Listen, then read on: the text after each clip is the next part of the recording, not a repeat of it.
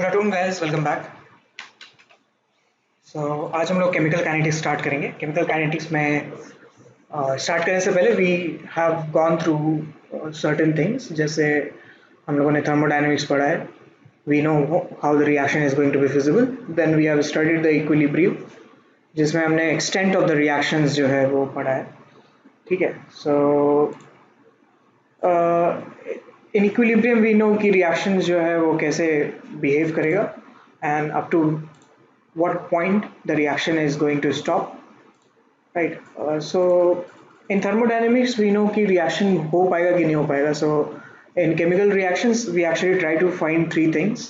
The first one is the feasibility of the chemical reaction, where we have the Gibbs free energy, जहाँ पे Gibbs free energy अगर is less than zero, then the reaction is feasible. And then the second part is the extent to which the reaction proceeds. It can be determined from the chemical equilibrium, right? Next is the speed of the reaction. मैं speed के बारे में, तो chemical kinetics only deals about the speed of the reaction. It will not tell you about the feasibility and the extent of the reaction. So how much time it is or reaction is going to take, ये हमें chemical kinetics बताएगा. ठीक है. So first of all, let's see कि how the rate of the reaction is written or expressed. So let's take a simple reaction where A is a reactant and B is the product and A is giving B. So the rate of the reaction is represented as the change in the amount of the concentration. अब ये amount जो है वो कुछ भी हो सकता है आपका. Amount can be either in the terms of molarity, pressure, mass या फिर moles भी हो सकता है, या any other concentration terms. Okay. So the rate of reaction can be written in terms of the decrease in the amount of the reactant divided by time. ठीक है, कोई भी चीज का रेट हम लोग क्या करते हैं, rate is nothing but that is the speed. Rate means पर unit time, that is rate और द स्पीड. ठीक है, रेट और स्पीड सेम चीज है. ठीक है, सो नॉर्मली फिजिक्स में आप स्पीड पढ़ते हो तो that is velocity by time, और वेलोसिटी के बारे में पढ़ते हैं, right? So velocity is time, तो एक्चुअली एक्सेलरेशन हो गया. Distance travel divided by time is the velocity, right? So similarly अगर rate of change of velocity देखेंगे तो that is acceleration. Similarly यहाँ पे भी हमारे पास the rate of the reaction is nothing but that is the speed of the reaction. So speed of the reaction is what? It is the decrease in the concentration of the reactant or either increase in the amount of the reactant or increase in the concentration of the reactant. ठीक है, divided by time. This is how the rate of the reaction is being written. So the unit of the rate of the reaction can be mole per liter per second. अगर हम लोग amount जो है वो molarity में लिख रहे हैं तो ठीक है. अमाउंट अगर प्रेशर में लिखेंगे फॉर गैसियस रिएक्शंस तो the rate will be atm पर सेकेंड. ठीक है, और आइदर बार पर सेकेंड, जिसमें आप प्रेशर जो है मेंशन कर रहे हो उसके हिसाब से जो है चेंज होगा. atm में अगर प्रेशर लिख रहे हैं तो atm पर सेकेंड होगा, बार में लिख रहे हैं तो बार पर सेकेंड होगा. ठीक है, mm ऑफ hg लिख रहे हैं तो mm ऑफ hg पर सेकेंड होगा. रेट जो है वो ग्राम पर सेकेंड भी हो सकता है, विच is mass per unit time, rate of change of mass per unit time, और अदरवाइज फिर मोल्स पर सेकेंड भी हो सकता है. ठीक है, if you are representing the amount in terms of moles. ठीक है, अब इसमें जो एक्सप्रेशन है वो एक्सप्रेशन कैसे लिख सकते हैं? वहाँ पे increase in the concentration of product नहीं होगा. इंक्रीज, हाँ, यहाँ पे जो रेट ऑफ है ये इंक्रीज इन द प्रोडक्ट होना चाहिए. ठीक है, this should be in the products not reacted. यहाँ पे टाइपिंग एरर है, शुड बी प्रोडक्ट डेफिनेटली. तो प्रोडक्ट जो है वो आपका इंक्रीज कर रहा होगा और रिएक्टेंट जो है वो धीरे धीरे डिक्रीज कर रहा होगा, है ना? ए और बी का अगर हम लोग देखें तो सो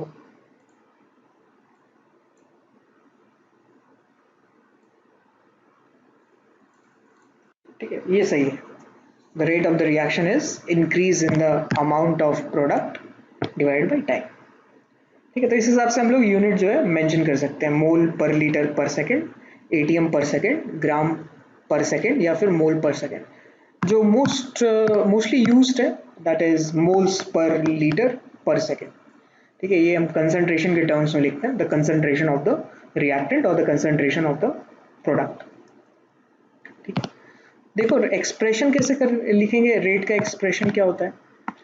सो जैसे फर्स्ट एग्जांपल में ले रहा हूँ रेट के एक्सप्रेशन में, एक सिंपल रिएक्शन जहाँ पे stoichiometric coefficient is 1 and 1, so A is giving B. ठीक है, and for both of them the stoichiometry is 1। So first of all we can write the average rate of the reaction just like average velocity or average speed. ठीक है, so the average rate of the reaction will be the change in the concentration divided by time। ठीक है, delta C ए, delta C ए क्या होगा, delta C A is, कोई भी चीज का जब डेल्टा लिखते हैं so that is nothing but final minus initial। Okay, so let's say कि हमारे पास जो कंसंट्रेशन ऑफ ए है फाइनल, इट इज Ca2, या इसको Ca फाइनल भी लिख सकते हैं, and concentration of A initial was Ca1। ठीक है, which is concentration of A initial divided by change in time, final minus initial. ठीक है, इंस्टेंटेनियस रेट भी हम लोग ऐसे डिफाइन कर सकते हैं, रेट क्या होगा instantaneous, which is minus d A by D t. ठीक है, where A is represented as the concentration of A. ठीक है,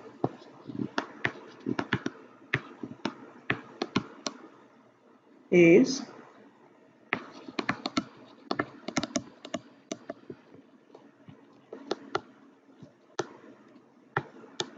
active mass of A, which is nothing but that is concentration of A।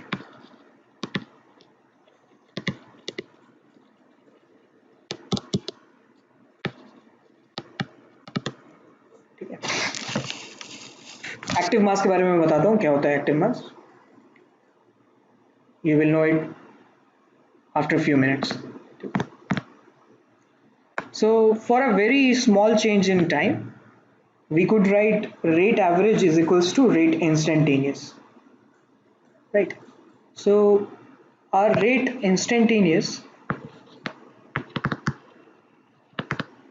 is nothing but that is limit delta t tends to 0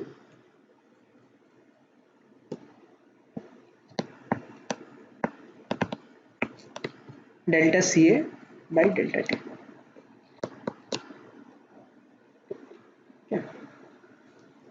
यहाँ पे आप देख रहे होंगे कि जब हम लोग रेट लिख रहे हैं तो इसमें मैंने एक नेगेटिव साइन जो है वो अप्लाई किया है।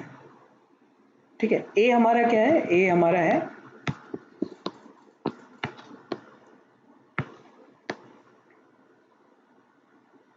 जस्ट गिव मी अ सेक,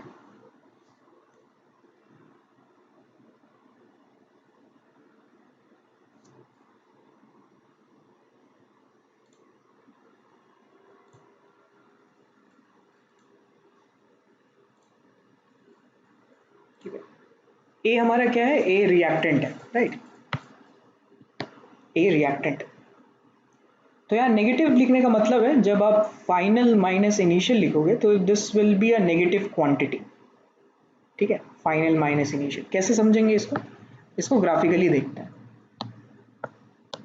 ठीक है, और ऐसे ही यहाँ पे हम लोग जो है यहाँ एक नेगेटिव लगाना पड़ेगा ऐसे। ठीक है, सो अगर मैं कंसंट्रेशन ऑफ रिएक्टेंट प्लॉट कर रहा हूँ विथ टाइम, ठीक है, कंसंट्रेशन कोई भी हो सकता है, मोस्ट प्रोबेबली इसमें जो है हम लोग मोस्टली हम लोग जो है मोल पर लीटर लेते हैं विच इज मोलारिटी, टाइम जो है सेकेंड्स में ले रहे हैं। ठीक है, तो यहाँ पे यूनिट्स लिखा नहीं है तो कंफ्यूज मत करना, कंसंट्रेशन जो है वो किसी में भी हो सकता है, नॉर्मली हम लोग मोस्टली मोलारिटी ले रहे हैं, टाइम जो है किसी में भी हो सकता है, सेकेंड्स या फिर आवर्स में भी हो सकता है, मिनट्स में भी हो सकता है, तो इसलिए यहाँ पे यूनिट नहीं लिखा है। बट द थिंग इज कि the curve will decrease, right, ये डिक्रीज कर रहा है कर्व, ऐसा जरूरी नहीं है कि सिर्फ ऐसे ही डिक्रीज करे कर्व, कैसे भी डिक्रीज हो सकता है, वो लीनियर हो सकता है या फिर ऐसे हो सकता है, ठीक है, हम लोग ये पढ़ेंगे कि कब ऐसे होगा, कब लीनियर होगा, कब ऐसे जा रहा है, कब, ठीक है। बट द पॉइंट इज कि the concentration of A will decrease with time, slowly and slowly. So initially अगर हम लोगों के पास कंसंट्रेशन मान लो ए का सी ए नॉट, ठीक है, and with time the concentration of A will decrease. Similarly B के लिए भी अगर हम लोग देखेंगे, अगर प्रोडक्ट के लिए देखेंगे, तो प्रोडक्ट के लिए भी जो कंसंट्रेशन है वो कंसंट्रेशन जो है आपका इंक्रीज कर रहा होगा, ठीक है, गिवन द फैक्ट कि इनिशियली हमारे पास बी जो है वो नहीं है, ठीक है, यहाँ पे सी बी होना चाहिए, ठीक है। सो अगर हमारे पास इनिशियली हमने ये एज्यूम किया है कि initially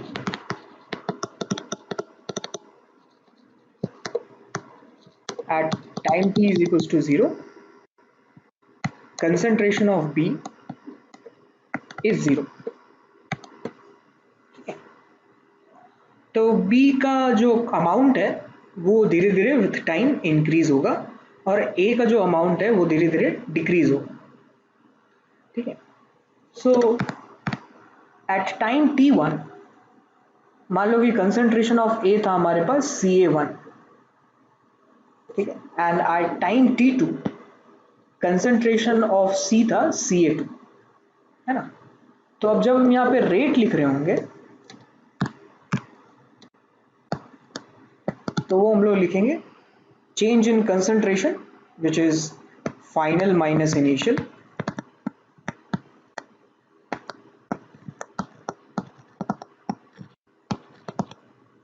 divided by change in time which is t2 minus t1,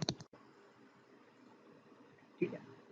So you can see clearly from here that the value of Ca2 and the value of Ca1, इसमें Ca2 का value जो है वो कम है,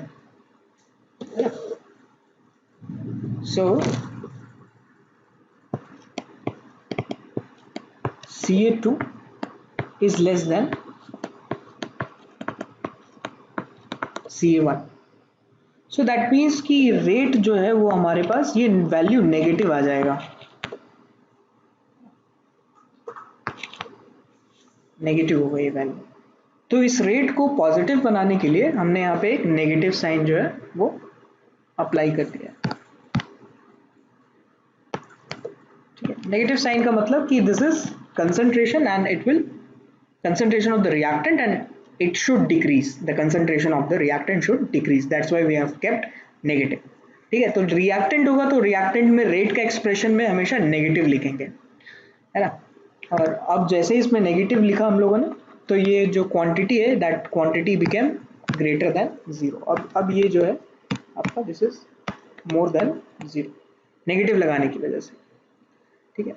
इसलिए जो है आप आर इंस्टेंटेनियस लिख रहे हैं या फिर आर एवरेज भी लिख रहे हैं तो इसमें हम लोगों ने नेगेटिव टर्म जो है वो अप्लाई किया। सिमिलरली प्रोडक्ट के लिए भी हम लोग यही लिख सकते हैं दैट आर एवरेज जो है वो हो जाएगा आपका concentration of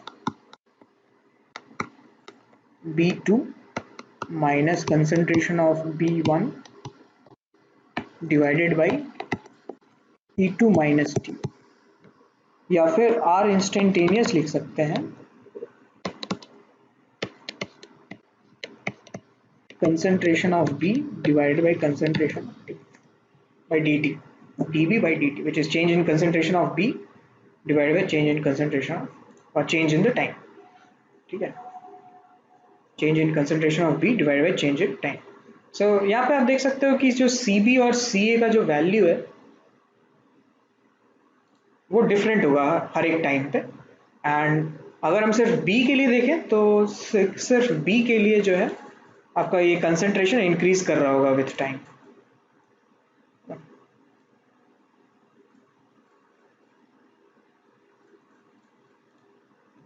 right? So if you can, this is CB,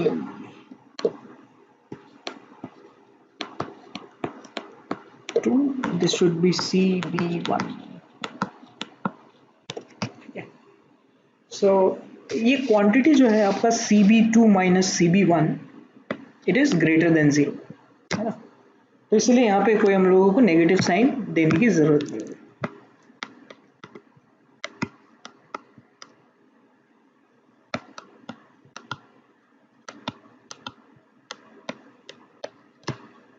right. So when ever I से कि जैसे मान लो कि मेरे पास 100 रुपए है, ठीक है, and every day I spend 10 rupees. Okay, so if I say what is the rate of my expenditure, so the rate of my expenditure will be 10 rupees per day। ये ऐसे नहीं, ऐसे थोड़ी लिखेंगे कि -10 rupees per day। जैसे ही मैंने बोल दिया कि what is my rate of expenditure, ठीक है, तो एक्सपेंडिचर का मतलब हो गया कि मैं एक उस पैसे को खर्च कर रहा हूँ, ठीक है, उसे मैं जो है कहीं यूज कर रहा हूँ। So that's why that is 10 rupees per day. जैसे ही मैं लिखूंगा कि the rate of gain of money, मान लो कि 10 रुपए में पर डे जो है वो मिल रहे हैं मुझे आफ्टर अपार्ट फ्रॉम 100 रुपीज, तो पर डे मेरे पास जो 10 रुपीज है वो ऐड होते जा रहे हैं, ठीक है, तो उसको मैं बोलूंगा the rate of appearance of money और the rate of gain of money. So that will be +10/t। तो जैसे ही मैंने बोला rate of gain of money, तो वैसे ही आपका जो गेन है that should be written in terms of a positive quantity. Similarly the rate of expenditure जब भी लिखेंगे तो दैट इज सेल्फ अंडरस्टूड कि I am expending that money and that's why it will B also a positive quantity. अगर मान लो कि मैं मेरे पास 100 रुपए हैं and I am spending that money 10 rupees per day, और मैं कह रहा हूँ कि what is the gain of money per day, तो उस टाइम में मुझे जो है गेन ऑफ मनी तो हो नहीं रहा है, मैं तो एक्सपेंड कर रहा हूँ हर दिन 10-10 रुपए, ठीक है। तो डे 1 में मेरे पास 100 रुपीज था, डे 2 में मेरे पास 90 रुपीज था, तो what will be my rate of gain of money, that will B -10 rupees per day, ठीक है। अब वहां से जो है आपके पास आपको पता चल जाएगा कि नहीं नहीं, हम लोग जो गेन नहीं कर रहे हैं, हम लोग एक्चुअली एक्सपेंड कर रहे हैं, क्योंकि ये वैल्यू जो हमारे पास है वो नेगेटिव वैल्यू है। मान लो कि पर डे आप जो है वो 50 रुपए गेन कर रहे हो 100 रुपीज के बाद, ठीक है, तो डे 1 में मेरे पास 100 रुपीज था, डे 2 में हमारे पास 150 रुपीज था। अब इसमें मैं बोलूँ कि what is the rate of expenditure of your money, तो अब यहाँ पे जो है एक्स, हम लोग तो स्पेंड नहीं कर रहे हैं ना मनी, हम लोग तो गेन कर रहे हैं, तो rate of expenditure of money will be -50 per day, ठीक है। तो रेट ऑफ एक्सपेंडिचर अगर माइनस आ गया तो इसका मतलब है कि गेन कर रहा है ना। So that's how it is being self understood कि whenever I say the rate of disappearance, ठीक है, the rate of decrease of the amount of the reactant, तो that should be written in the terms of a positive quantity. That's why यहाँ पे negative term जो है हम लोग apply कर रहे हैं, ठीक है। अब आर इंस्टेंटेनियस कैसे लिखेंगे, जैसे मैंने जो इक्वेशन लिखा था कि limit delta T tends to zero minus delta C A divided by delta T, ठीक है। तो आप क्या करिए कि ये जो लाइन है इस लाइन को धीरे धीरे क्लोज लाते जाइए, ठीक है। अब ये लाइन मतलब हम लोगों ने इतना क्लोज ले आए हैं धीरे धीरे करते करते कि this is almost equal to zero. So delta t is almost equals to zero. At that moment we can say कि this is an instantaneous rate, ठीक है। It is just like instantaneous speed और average speed. Average speed क्या होगा, जैसे मान लो कि मैं यहाँ से जो है आसनसोल जा रहा हूँ एंड माई एवरेज टाइम, जो टाइम हमें लगा वो लेट्स से कि 40 मिनट्स लगा है, ठीक है, और मान लो कि वो 40 किलोमीटर्स है, राइट। तो 40 kilometres in 40 minutes, so that means 1 kilometre पर मिनट हम लोग चल रहे हैं, right. So that is the speed, right, that is the average speed. लेकिन इंस्टेंटेनियस स्पीड तो आपको स्पीडोमीटर देगा ना गाड़ी में कि आप उस टाइम पे उस मोमेंट पे एट अ पर्टिकुलर टाइम कितने स्पीड से चल रहे थे। सो सिमिलरली यहाँ पे भी जो है हम लोग दो तरीके का रेट जो है मेंशन कर सकते हैं। मोस्टली जो है हम लोग इंस्टेंटेनियस रेट बताते हैं, और जो रेट लिखते हैं हम लोग ये -da/dt के टर्म्स में लिखते हैं या फिर प्लस dB/dt के टर्म्स में लिखता है, right. So that will be either -da/dt और प्लस dB by dt, ऐसे मेंशन कर सकते हैं। ये सब हम लोगों के पास किसके लिए है, जब हमारे पास स्टोइशियोमेट्रिक कोफिशिएंट 1 था, दोनों का, रिएक्टेंट का भी 1 था और प्रोडक्ट का भी 1 था, तभी हम लोग लिख पाएंगे। ठीक है, तो ये जो ग्रीन वाला लाइन है, that green line is representing the slope at this point, ठीक है, T2 पे, और ये जो है हमारा, ये स्लोप इसका जो है वो इंस्टेंटेनियस रेट बता रहा होगा, है कि नहीं।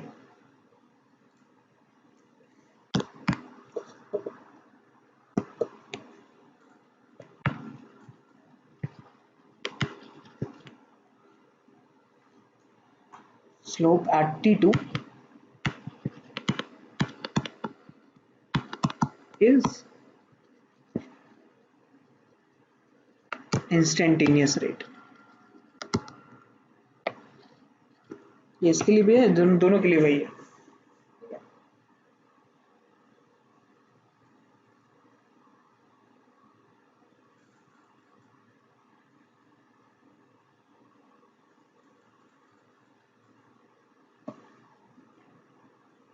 और बाकी का जो हमारे पास एवरेज रेट है, एवरेज रेट का जो स्लोप होगा, that slope will be dependent on कि आप कितना जो CA का डिफरेंस ले रहे हो और टाइम का डिफरेंस ले रहे हो। तो एक्चुअली में जो आपका रेट आ रहा है, एवरेज रेट आ रहा है, वो एवरेज रेट इस ट्रायंगल के स्लोप से आ रहा है, मतलब ये वाला जो स्लोप है, this is the slope, and similarly यहाँ पे भी वही हो रहा है, ये, ठीक है। So this is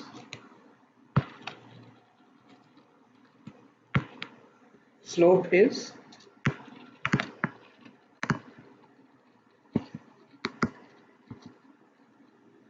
average speed या फिर एवरेज रेट ऑफ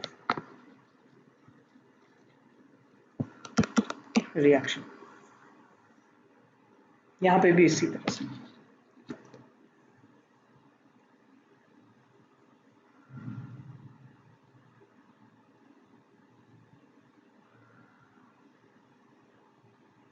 ठीक है, क्लियर ये ग्राफ क्या हो रहा है इसमें।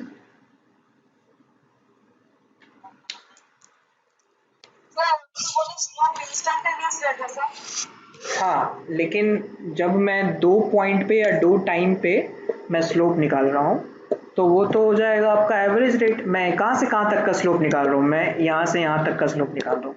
ये ट्रायंगल दिख रहा है आपको, सिमिलरली यहाँ पे भी जो ये ट्रायंगल है ना।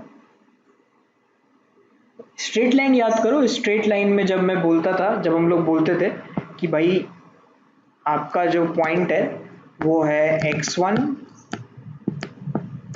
y1,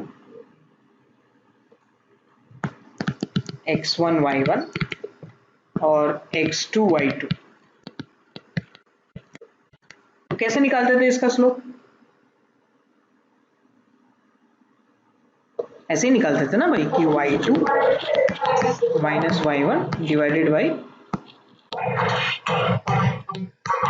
x2 माइनस x1, यही होता था स्लोप, है कि नहीं।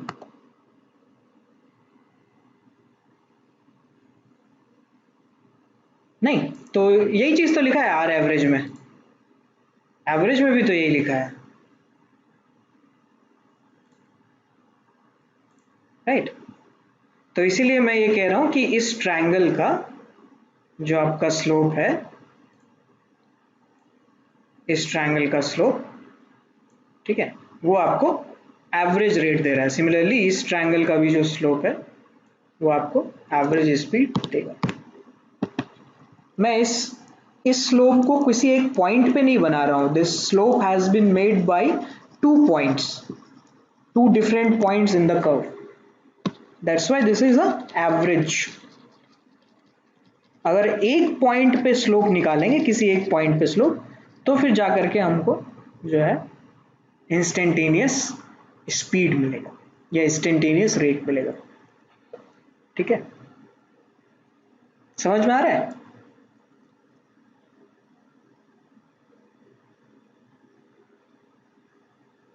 पुण्य तो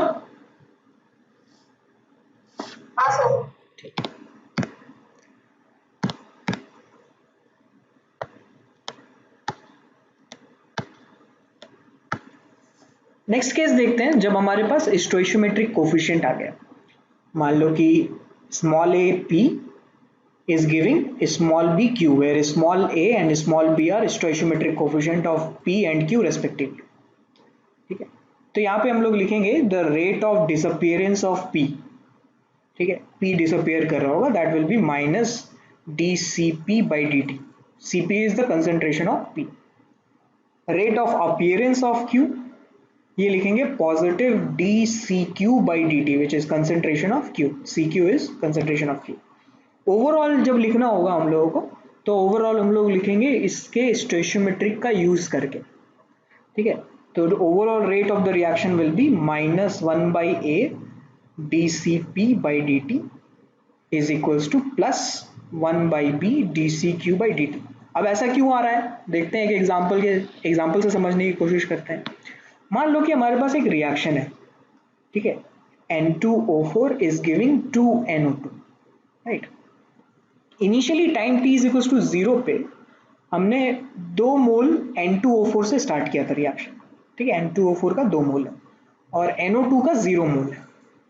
ठीक है, 5 मिनट बाद क्या हुआ कि रिएक्शन कंप्लीट हो गया. ठीक है, और ये 0 मोल्स आ गया N2, तो 1 मोल से 2 मोल्स बनता है, तो 2 मोल से 4 मोल्स बनना चाहिए, है ना.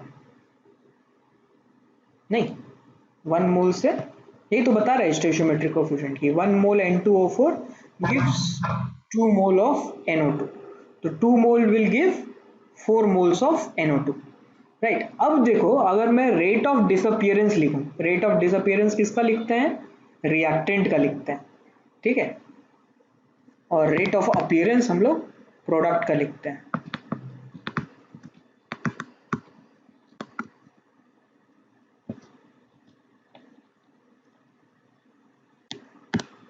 ये लिखा जाता है रिएक्टेंट के लिए.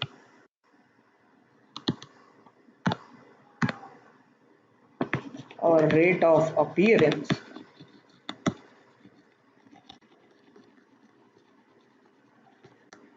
ये लिखा जाता है आपका प्रोडक्ट के लिए.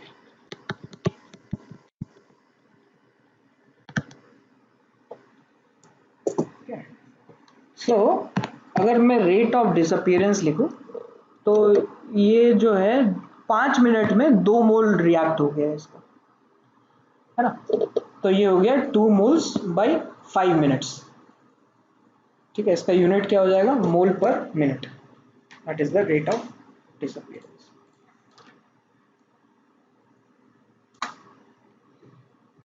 यूनिट इसका हो गया मोल पर मिनट. ठीक है, रेट ऑफ अपीयरेंस क्या होगा, NO2 के लिए 5 मिनट में 4 मोल बन गया. ठीक है, तो ये 4/5 आ जाएगा, that is the rate of appearance, मोल पर मिनट, राइट. लेकिन अब देखो यहाँ पे आप एक चीज, कि रेट ऑफ डिसअपियरेंस और रेट ऑफ अपीयरेंस अलग अलग है.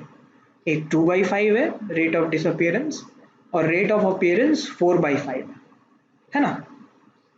तो ये दोनों तो सेम चीज नहीं है, सेम रेट से अपीयर या सेम रेट से डिसअपियर नहीं होते हैं कभी भी रिएक्शन में, अनटिल अनलेस स्टोइशियोमेट्रिक कोफिशिएंट 1 ना हो. ठीक है, अगर स्टोइशियोमेट्रिक कोफिशिएंट आ गया तो they will be appearing and disappearing in the different rate. लेकिन ओवरऑल अगर रेट लिखेंगे हम लोग, तो ओवरऑल रेट लिखेंगे 1/a. तो अगर मैं यहाँ पे ओवरऑल रेट लिखूं,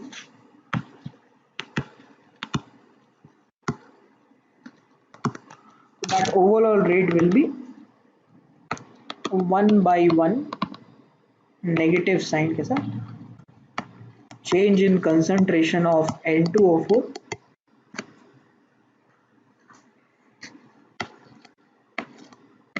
divided by time t, which will be also equals to 1/2 positive sign के साथ d of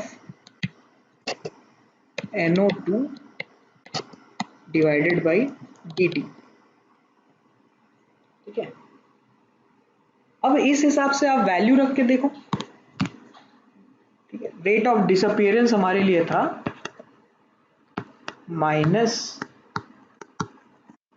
dN2O4 by dt। ठीक है, ये वैल्यू, इसका वैल्यू क्या है, positive d of NO2 divided by dt। यही कर रहे हैं हम लोग, rate of disappearance and rate of appearance. अब इसके वैल्यू में जब आप लिखोगे तो ये वैल्यू ओवरऑल रेट क्या आ जाएगा, सेम, इसका भी 2/5 आ गया और इसका भी 2/5 आ गया। ठीक है, इससे हाफ मल्टीप्लाई किया था D of NO2 by dt से, तो दोनों का रेट अब सेम आ गया। ठीक है, तो कोई भी रिएक्शन जब हम लोग लिखते हैं तो उस पूरे रिएक्शन का हम लोग ओवरऑल रेट लिखते हैं। ठीक है, इंडिविजुअल रेट नहीं, इंडिविजुअल रेट अलग अलग हो सकता है कंपोनेंट्स का, रिएक्टेंट्स का और प्रोडक्ट का। ठीक है, अब मान लो कि मुझे जो है ओवरऑल रेट का एक्सप्रेशन लिखना है ना, तो हम लोग आते हैं ओवरऑल रेट के एक्सप्रेशन में। मान लेते हैं एक रिएक्शन है हमारे पास हैबल्स प्रोसेस से कि भाई N2 gas plus 3H2 gas is giving 2NH3 gas. अब इसमें सपोज हमें डिफाइन करना है what is the rate of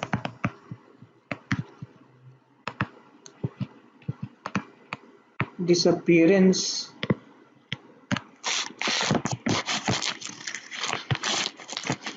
of N2। Similarly अगर ये डिफाइन करना है कि रेट ऑफ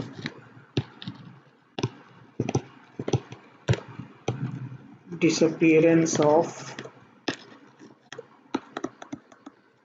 H2, फिर अगर ये डिफाइन करना है कि रेट ऑफ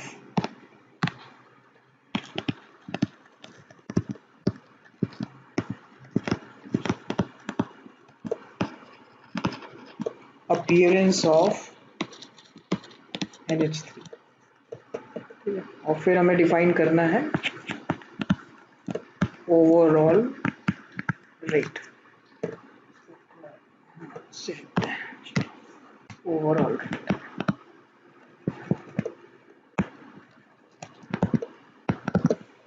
ठीक है, तो आप बता सकते हैं what will be the rate of disappearance of N2 in terms of the differential equation जो हम लोग डिफरेंशियल कर रहे हैं।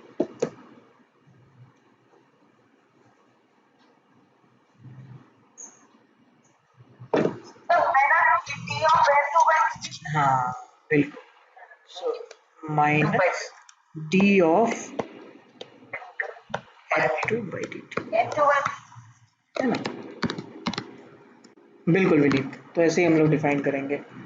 फिर रेट ऑफ, यस पुष्प, फिर rate of disappearance of H2। नहीं, यहाँ पे हम लोग माइनस नहीं लगाएंगे। ठीक है, यहाँ पे हम लोग मतलब माइनस लगा रहे हैं, ठीक है, आपने जो बोला -1/3, यहाँ पे 1/3 नहीं लगाएंगे। ठीक है, अभी भी rate of disappearance of H2 वही होगा, simply without seeing the stoichiometry d of H2 by dt।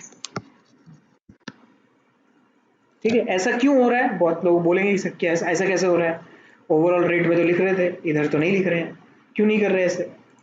ठीक है, तो अब यहाँ देखिए, यहाँ पर अगर जब मैंने डिफाइन किया था कि what was the rate of appearance, तो रेट ऑफ अपीयरेंस में क्या मैंने स्टोइशियोमेट्री देखा था, या फिर आप ये देखो इस एग्जांपल से स्टोइशियोमेट्री का कोई लेना देना है,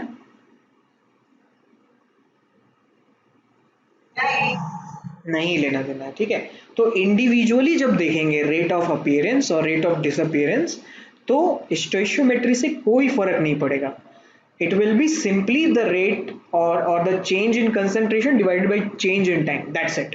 तो change in concentration कितना हुआ था, 4 हुआ था, divided by 5 हुआ था, that's why the rate of appearance has no stoichiometry। ठीक है, तो सिमिलरली यहाँ पे भी जो हमारे पास रेट ऑफ डिसअपियरेंस है उसमें भी हम लोग स्टोइशियोमेट्री नहीं लेंगे। ठीक है, हाँ ओवरऑल में लेंगे तो कोई दिक्कत नहीं, ओवरऑल वाला सही हो जाएगा। तो फिर rate of appearance of NH3 क्या लिखेंगे हम लोग,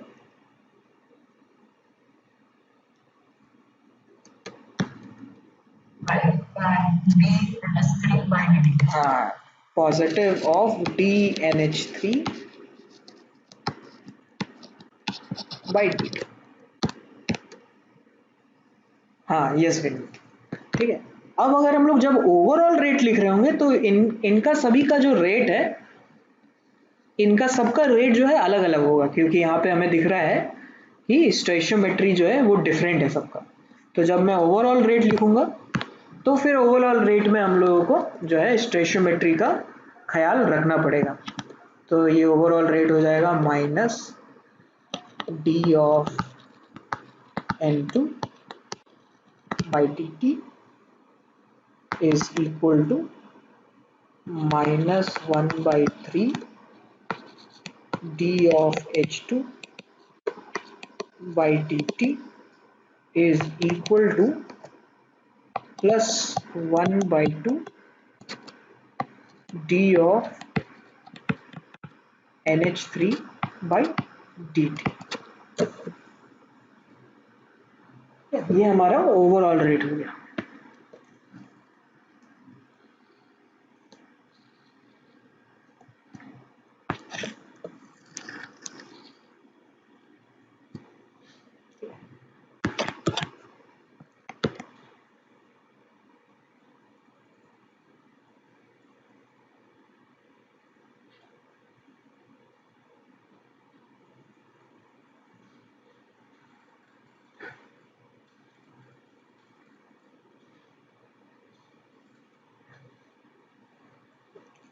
इसी का अगर मान लो कि हमने इसमें जो है कुछ वैल्यूज पुट कर दिए, मान लो कि इसको हम लोग जो है न्यूमेरिकल वैल्यूज से लेकर के सॉल्व करते हैं, ठीक है।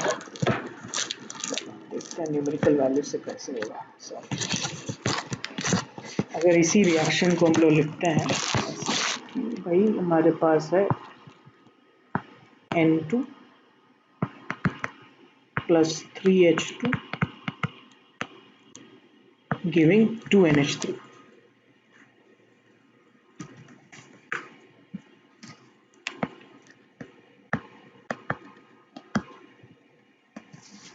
At time t is equals to 0 पे मान लेते हैं इसका हम लोगों ने 2 मोल्स लिया हुआ है, और इसका हम लोगों ने, चलो दूसरे कलर से लिखते हैं ताकि थोड़ा डिफ्रेंशिएट हो पाए, अदरवाइज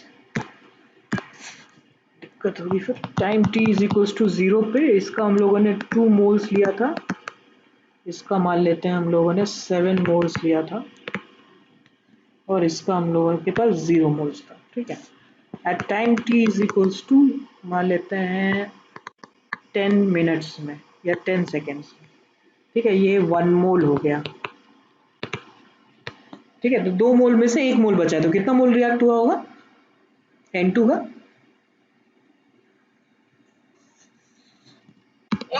1 मोल रिएक्ट होगा, राइट।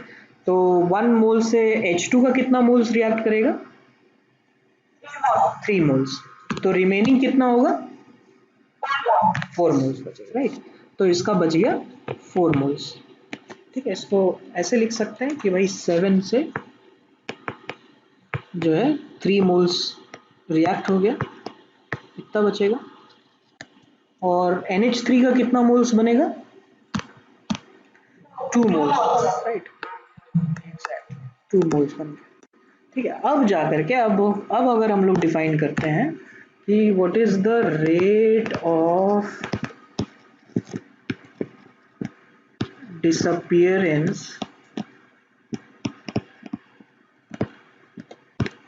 of N2,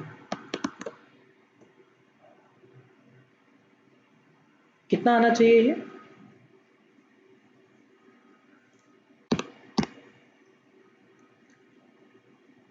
है ना 1/10, है ना 1/10 आना चाहिए, राइट।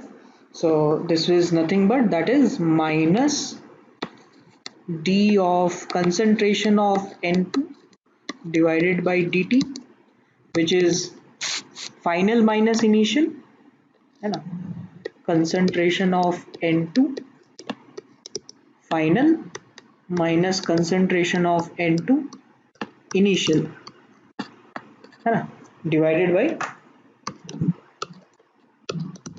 T2 माइनस T1, ये वैल्यू आ जाएगा मान लिए minus of 1 minus 2 divided by 10 minus 0, that is 1 by 10।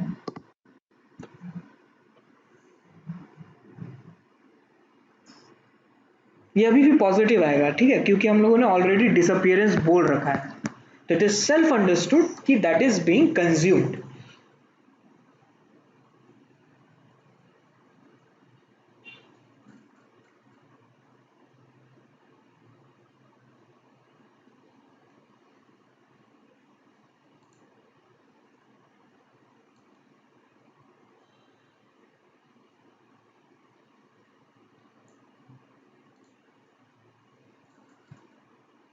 ठीक है, अब अगर इसी में हम लोग मान लेते हैं कि rate of disappearance of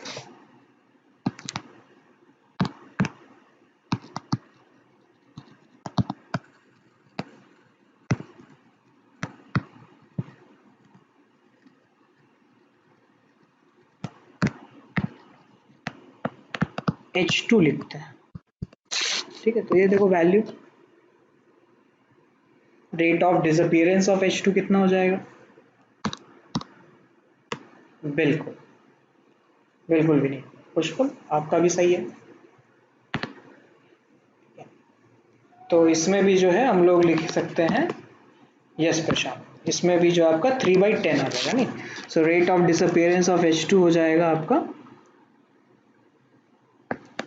concentration of H2 final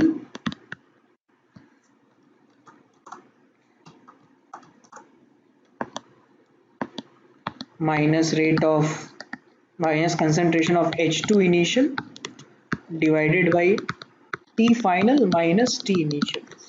तो फाइनली मोल्स बचा हुआ है 4 और इनिशियली था 7, और एक नेगेटिव साइन भी आना चाहिए, है ना, नेगेटिव साइन भी आएगा इधर, और ये negative of 4 minus 7 divide by 10 minus 0, तो ये आ गया आपका 3/10।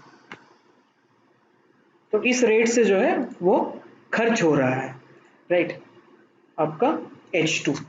अगर सिमिलरली हम लोग रेट ऑफ अपीयरेंस बोले, what is the rate of appearance of N2,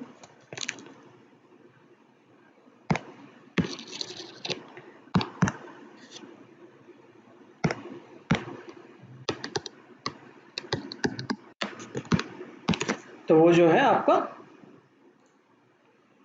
हाँ 2/10 आ जाएगा, राइट, या इधर 1/5 या 0.2। हाँ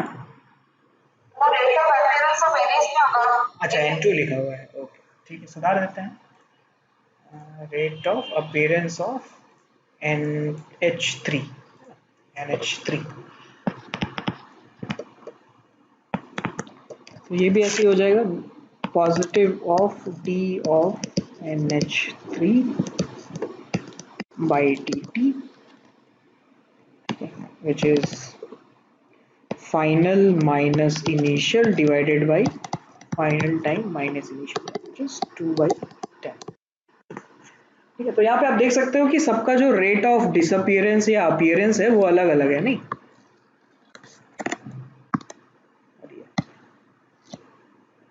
राइट। इसी रिएक्शन का अगर हम लोग ओवरऑल रेट देखेंगे तो फिर ओवरऑल रेट क्या हो जाएगा सबके लिए, what will be the overall rate of the reaction, 1/10, right, exactly, सबका 1/10 हो जाएगा, राइट, ठीक है। इसी तरीके से मान लो कि अगर मैंने यहाँ बोल दिया कि what is the rate of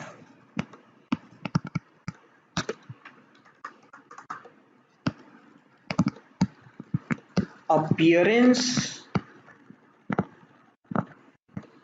of N2, तो ये कितना हो जाना चाहिए,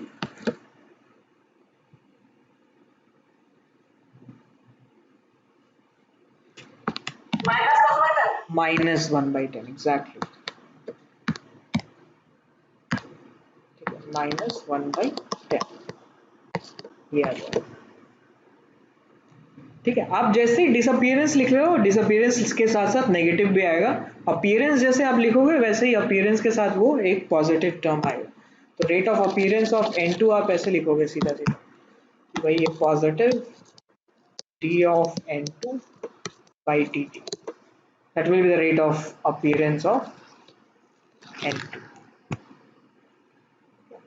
सिमिलरली H2 के लिए भी लिख सकते हैं। तो वही जो आपका वैल्यूज है उस वैल्यूज में बस साइन का चेंजेस आएगा।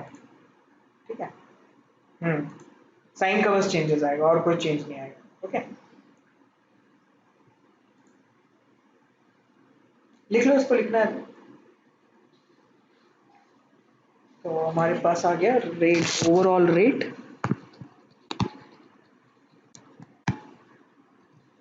is -1/1 d of N2 by dt is equal to -1/3 d of H2 by dt, and that is equals to +1/2 d of NH3 by dt, that is equals to 1/10। ठीक है, इसका unit अगर लिखेंगे तो that unit will be मोल पर second.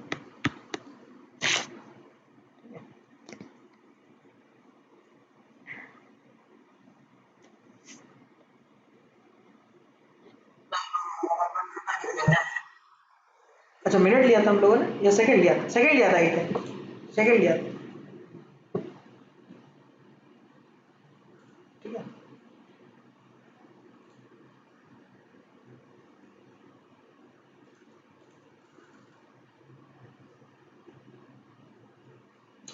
So overall rate जो है या फिर rate of the reaction, it is mention और it is represented in terms of the rate and change in the concentration per unit mole. So the यहाँ पे यही लिखा है, the rate of any reaction is finally expressed as the change in amount per unit time per mole of the component। ठीक है, तो उस हिसाब से हम लोग रेट जो है लिख सकते हैं। यहाँ पे जो हम लोगों ने लिखा है ये rate expression.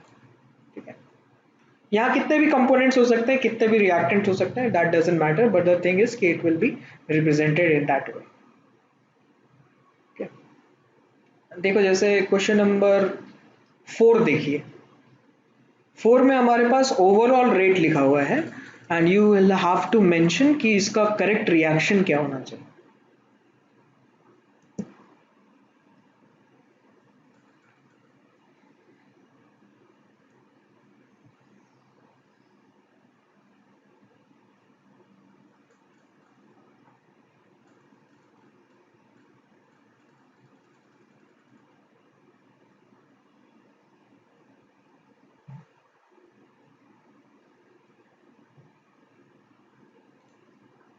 Very good Vineet, पुष्पल बिल्कुल सही है आपका। पुण्य तो आपका भी सही है, वेरी गुड। क्षितिज आपका भी सही है, दैट्स ग्रेट। प्रशांत आपका भी बढ़िया सही है।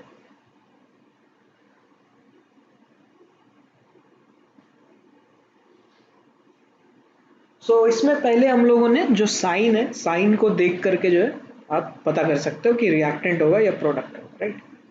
देखो कुछ टाइम देते हैं और लोग जो सॉल्व कर रहे होंगे।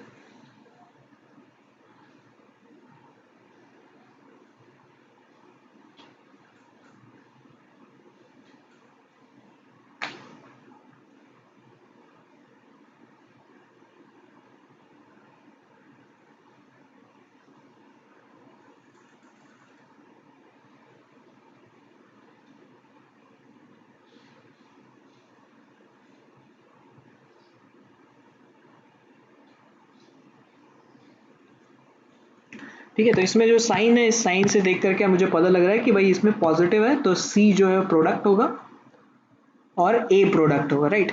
और इनके जो स्टेशियोमेट्रिक कोफिशिएंट होंगे वो होंगे 2 और 4। ठीक है, तो 2C और 4A आएगा। डी जो है आपका वो रिएक्टेंट होगा क्योंकि माइनस साइन आ रहा है, इट विल बी डिसअपियरिंग। और बी भी एक जो है वो आपका रिएक्टेंट होगा, that will be disappearing negative sign की वजह से। और यहाँ जो इसका डी का कोफिशिएंट है दैट विल बी 3 और बी का कोफिशिएंट दैट विल बी 1। ठीक है, तो ऐसा बस एक ही ऑप्शन है आपको जो मिल रहा है, ये वाला।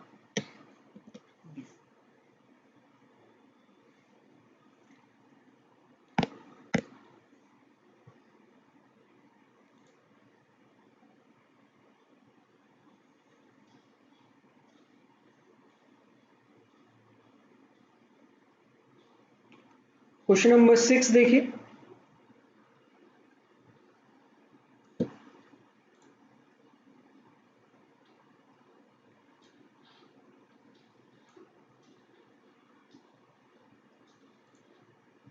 यस वरुण, आपका भी पहले वाला सही था। 6 देखिए वरुण।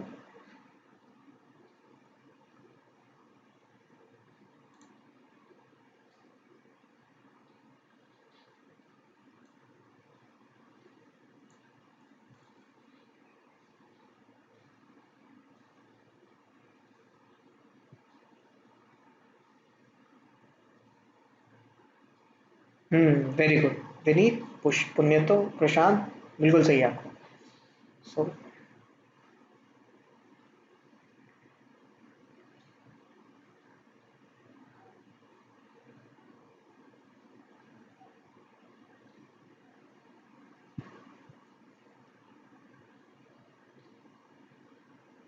ओवरऑल रेट लिखेंगे पुष्पल, हाँ आप सही है Pushpal, right. You are absolutely right. Question number 6 देख रहे हैं हम लोग, क्वेश्चन नंबर 6 देख रहे हैं, ठीक है। 6।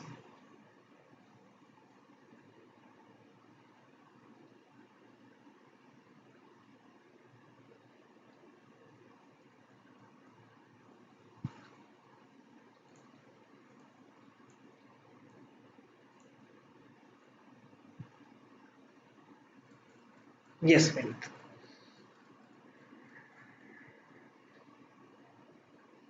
जिनका 6 हो गया वो 5 करके देखो।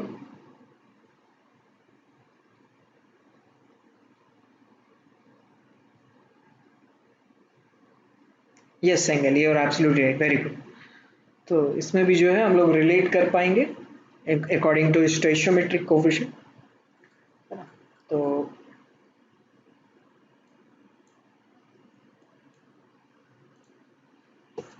6 में जो है आपको इसमें overall rate of the reaction it can be written in terms as D of, use करते हैं, डी ऑफ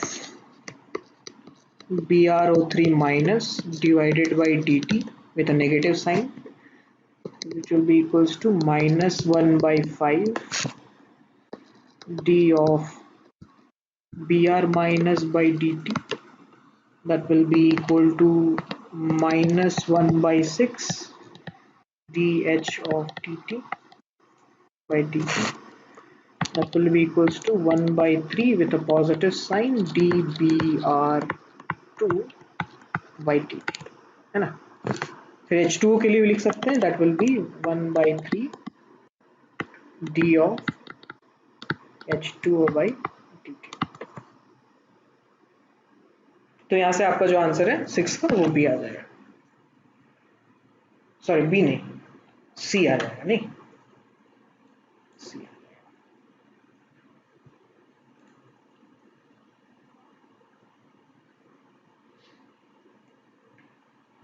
यस, तो 5 का देखिए सॉल्व करके, 5 का क्या आ रहा है। 5 का विनीत का आ गया, पुण्यतो का आ गया, पुष्पल का भी आ गया, वेरी गुड, वेरी गुड प्रशांत, आपका भी आ गया। चलो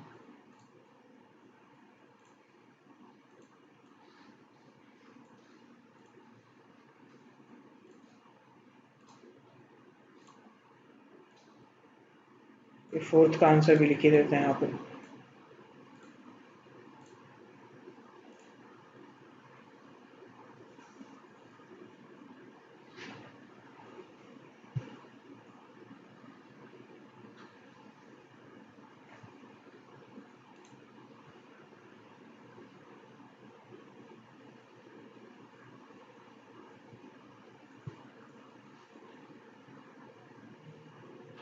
यस वरुण, 5 का सी आ रहा है, ठीक है।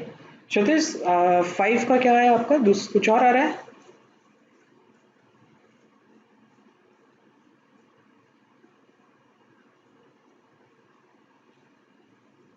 एक बार कैलकुलेशन चेक करके देखो क्षितिज।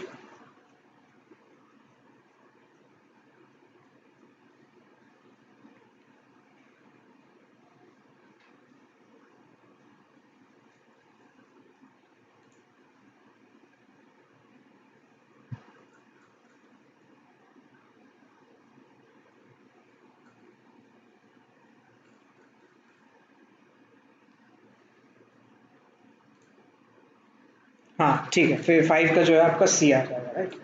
तो इसमें भी हम लोगों ने जो है overall rate of the reaction से रिलेट किया होगा।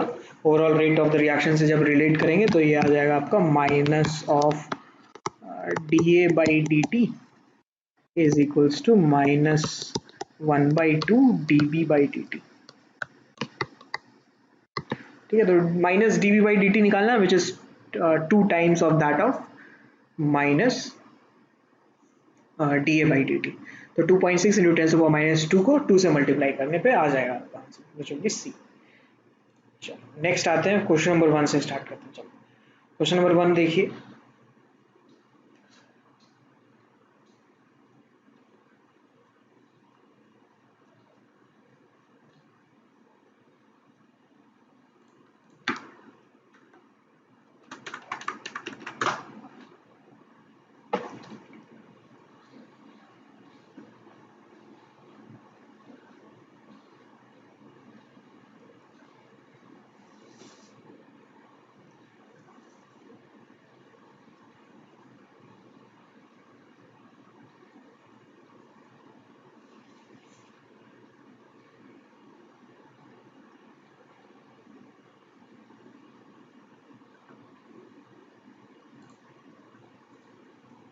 हम्म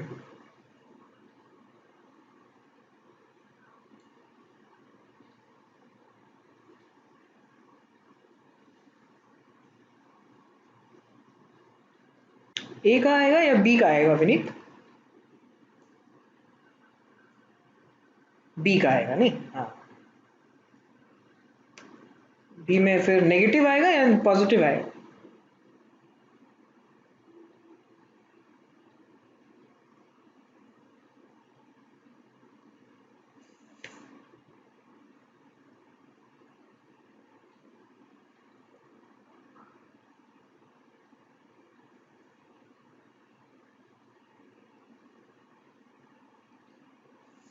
yes Pushpal, you are absolutely right.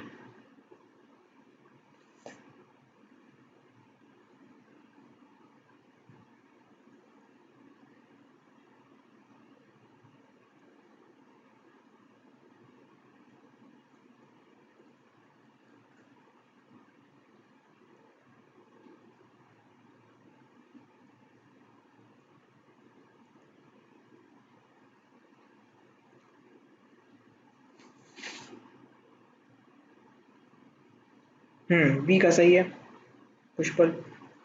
क्षितिज आपका भी सही है। आपका ये बी का निकाल रहे हो क्षितिज, या फिर ए का निकाल रहे हो?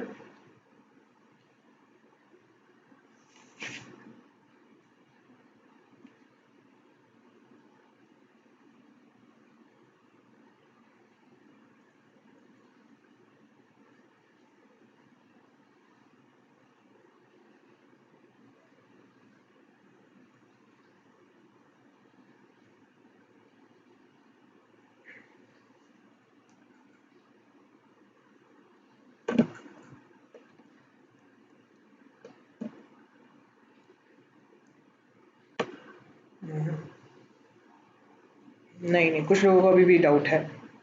क्षितिज आपको भी थोड़ा बहुत डाउट है?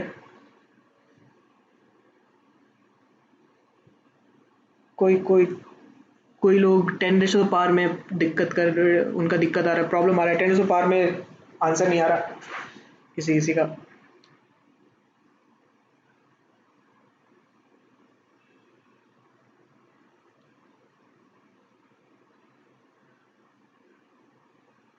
ओके, तो क्या सब लोग का अगर सी तक आ गया है तो आप क्या ए बी सी साथ में लिख सकते हो आंसर? ए बी सी का साथ में आंसर लिखो और बताओ तो क्या आएगा।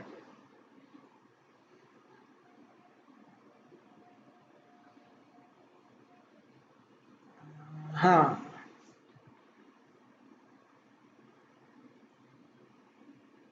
पुण्योत्तर का सही आया है, ABC। एक साथ लिखो प्रशांत, एक साथ ही टाइप करो और एक साथ ही आंसर सेंड करो।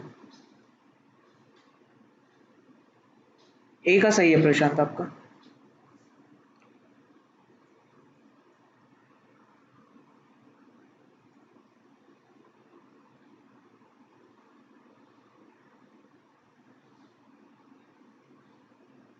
हाँ हाँ, ठीक है, बी।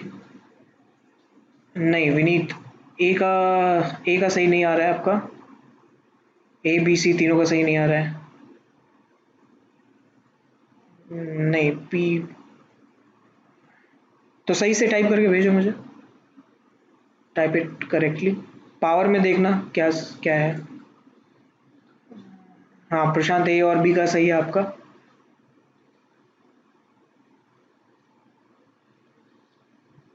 प्रशांत पावर, विनीत पावर भी चेक करो। 10 टू पावर क्या आ रहा है।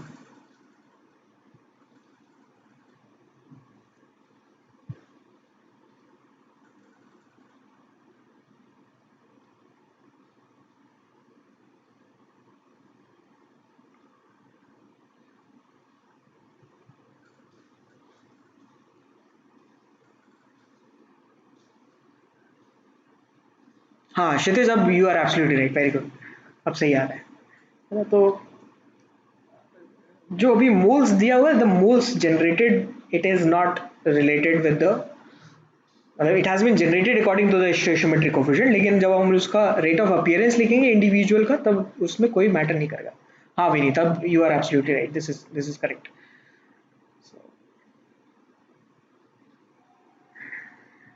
अच्छा अभी भी लगता है उल्टा आ गया, एक्सचेंज हो गया। चलो ठीक है, आई I understood.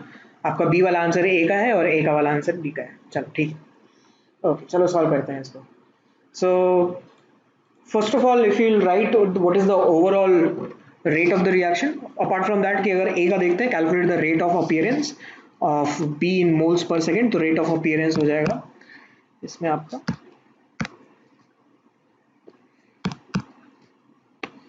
Rate of appearance हो जाएगा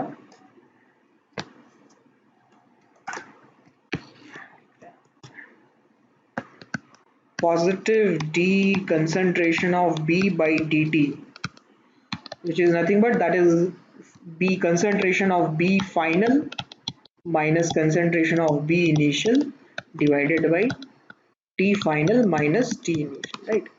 तो b फाइनल जो है 10 सेकेंड में जो है आपका 6 into ten power minus three moles जो है वो प्रोड्यूस हुआ है, राइट? तो 10 सेकेंड्स में ये simply 6 into ten power minus three divided by 10। ठीक है, तो ये आपका आ जाएगा 6 into ten power minus four mole पर सेकेंड। इसमें जो है हम लोग कोई कोफिशिएंट लेने की जरूरत नहीं है, because this is an individual term, right? तो फर्स्ट ए का आंसर आ जाएगा आपका 6 into ten power minus four. ठीक है, माइनस फोर होना चाहिए, गलत लिखा है, माइनस फोर। ठीक है,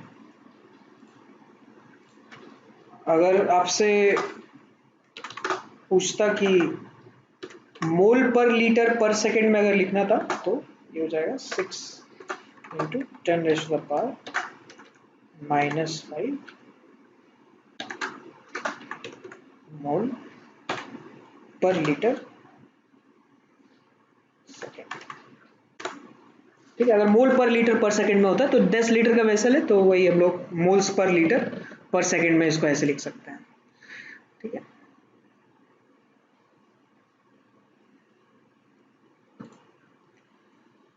नेक्स्ट देख रहे हैं what is the overall rate of the reaction. तो overall rate of the reaction के लिए देखिए कैलकुलेशन कैसे करेंगे। Overall rate of the reaction हो जाएगा आपका minus d A by D T is equals to positive half dB by dt is equals to positive 1 by 3 dc/dt। ठीक है, तो ये आपको overall rate of the reaction हो गया। फर्स्ट वाले में आपने ऑलरेडी dv/dt निकाला हुआ है, पॉजिटिव dv/dt, तो ओवरऑल रेट जो है ये हो जाएगा हाफ इंटू 6 इंटू 10⁻⁻⁴ मोल पर सेकेंड।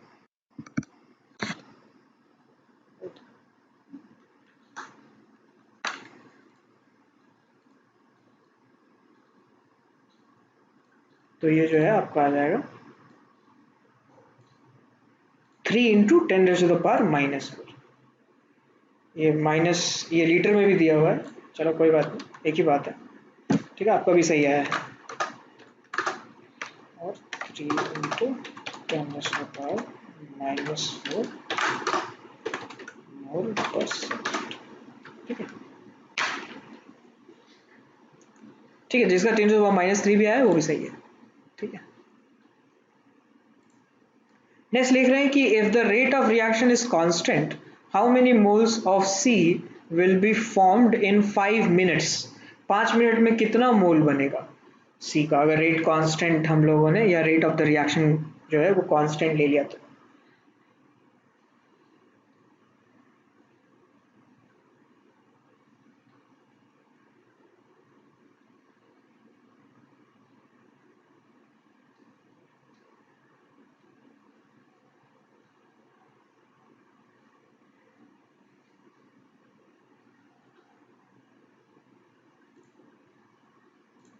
देखो, देखते हैं कैसे करना है इसको सॉल्व।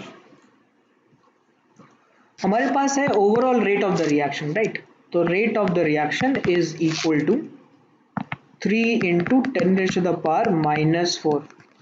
ठीक है, that is equal to plus 1/3 dc/dt, है ना। इनिशियली ये एज्यूम कर लेते हैं कि सी का कोई अमाउंट नहीं था रिएक्शन में, so that must be equals to 1/3 into n of c divided by dt which is 5 minutes। 5 minutes जो है हम लोग सेकेंड्स में लिखना पड़ेगा, क्योंकि हमारे पास जो ये रेट का एक्सप्रेशन है that is in the terms of seconds, mole पर सेकेंड, राइट। तो हम लोगों को सेकेंड्स में जो है इसको लिखना पड़ेगा। तो यहाँ से जो है आपका नंबर ऑफ मोल्स ऑफ सी आ जाएगा 0.27 मोल, या 27 इंटू 10⁻⁻²।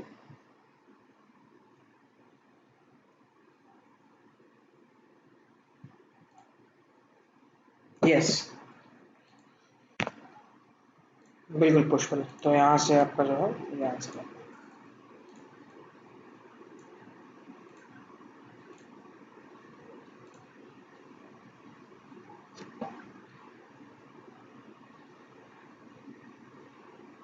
ठीक है,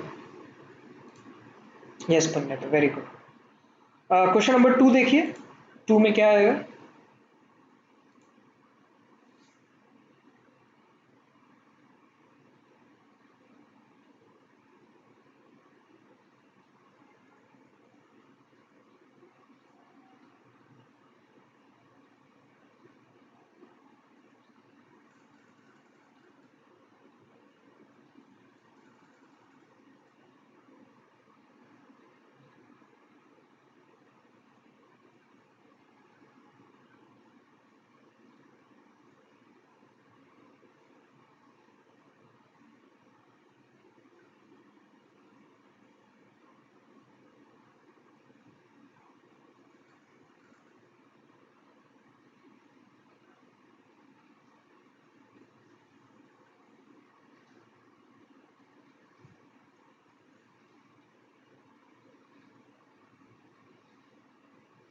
क्वेश्चन नंबर 2 करना है, ये वाला करो।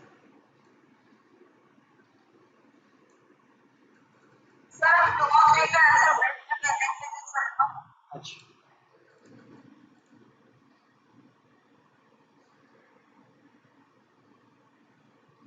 ओके।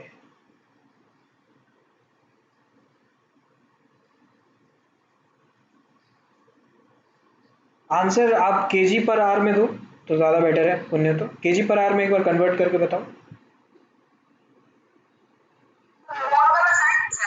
मोल वाला I don't know, I have to calculate.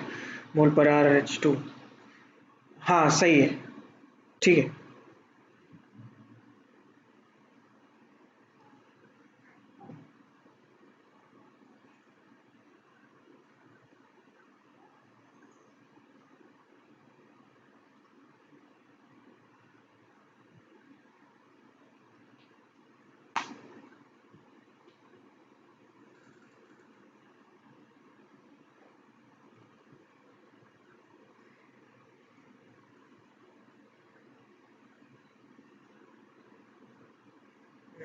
Prashant, you are close but that काफी जो है, काफी कम आ रहा है ये। पुष्पल आप भी अपना देखो कैलकुलेशन।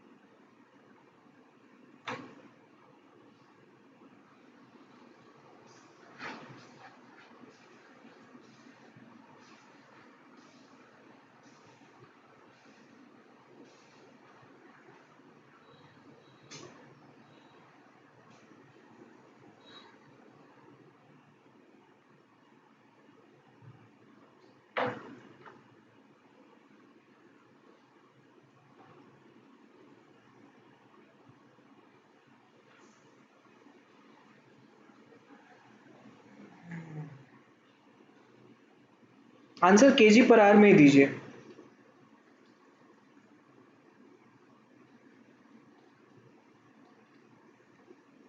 प्रशांत कैसे कर रहे हैं? How you are approaching this?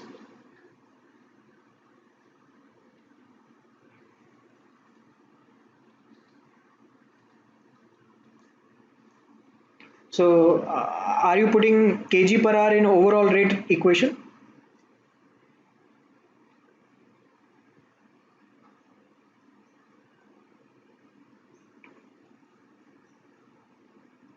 Uh, but the thing is, can we do that? I mean to say कि अगर मैं ये reaction लिखूं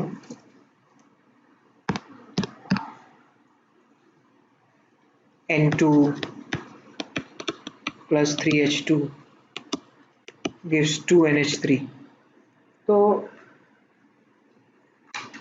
ये रिएक्शन लिखने का क्या मतलब है?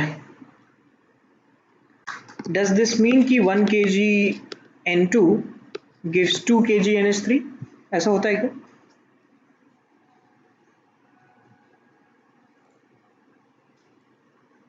नहीं होता ना ऐसा। I cannot say that कि 1 kg N2 produce 2 kg of NH3, ऐसा तो नहीं होता, राइट? तो ये जो रिलेशन है हमारे पास इक्वेशन में, ये मोल्स का रिलेशन है। So what we need to do is we have to convert this kg per hour into moles per hour। पहले moles per hour में पहले convert करिए, उसके बाद आप relate करिए, फिर इसमें जो है moles per hour को, उसको फिर moles per hour का आएगा आपका, किसका आएगा? H2 का आएगा, नहीं H2 का चाहिए ना, appearance disappearance। ओके, सो पहले इसको मोल्स पर आर में लिखिए, उसके बाद इसको कन्वर्ट करिए मोल्स पर आर में, फिर इससे रिलेट करिए, रिलेट करने के बाद H2 का मोल्स पर आर में आएगा, फिर उसको केजी पर आर में कन्वर्ट करिए।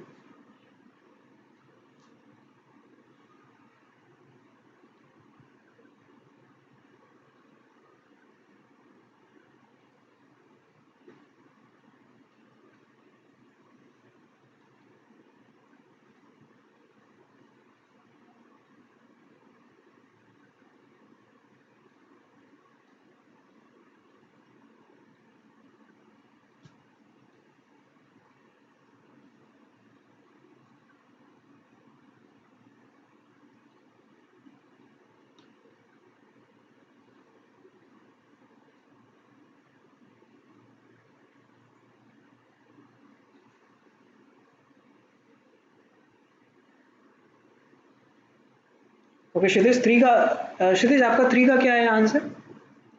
सॉरी थ्री नहीं, टू का, टू का क्या आया था आंसर आपका?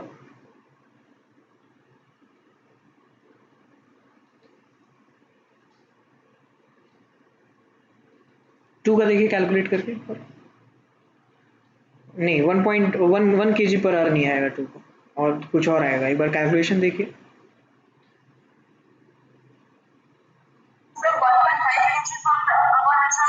हाँ, 1.5 kg एग्जैक्टली वही आएगा।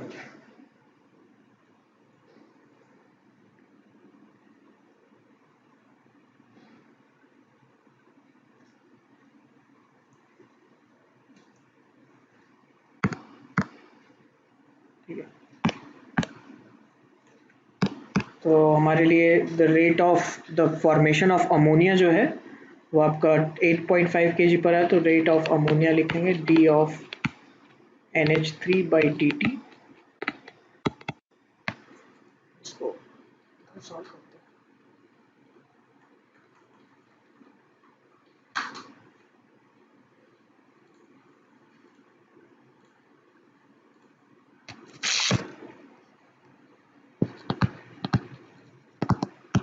Rate of formation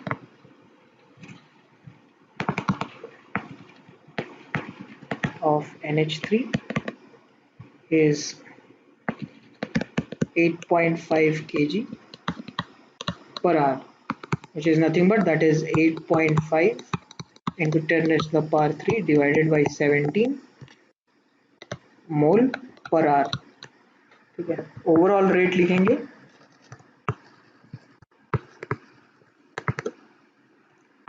plus 1/3 D of NH3/dt is equals to plus minus 1/2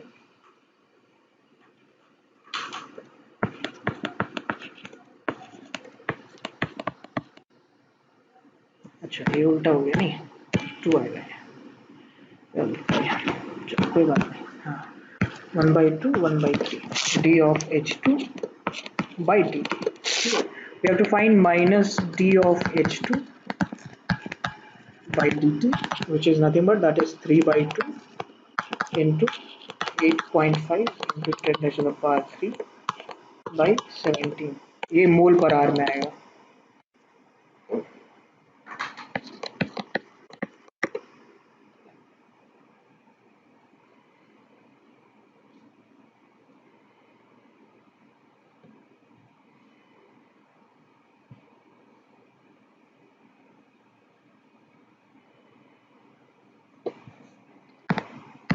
इसको केजी पर आवर में कन्वर्ट करना है, तो that is equals to 3/2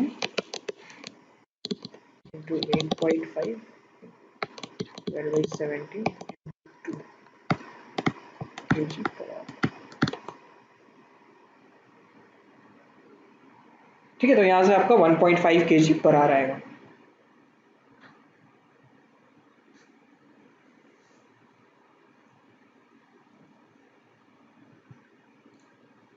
clear है?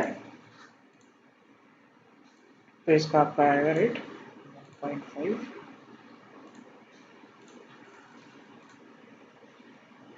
1.5 kg पर आवर। ओके, ठीक है विनीत। इसलिए आई गेस क्या मैंने आपको बोला था कि तो आसपास आ रहा है आपका 0.3 आया, कभी आपका 0.7 आ रहा था, ऐसा कुछ, इसीलिए। ठीक है, चलो कोई बात नहीं। क्वेश्चन नंबर 3 देखिए।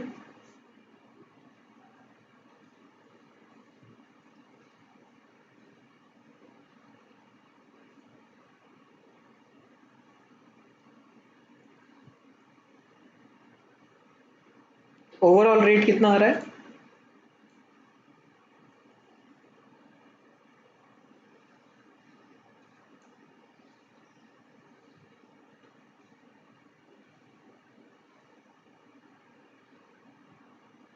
क्षितिज आपका सही है, गुड। अच्छा, भेज चुके हो?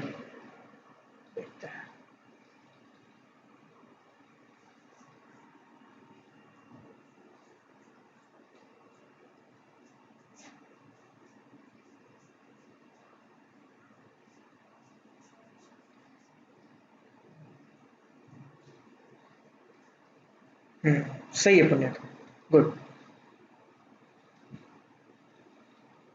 Yes yes Vineet, very good.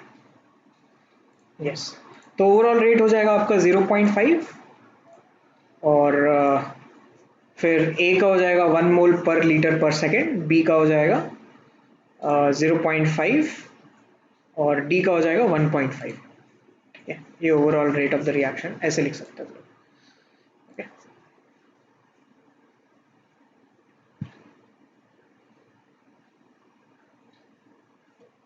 7 का देखिए।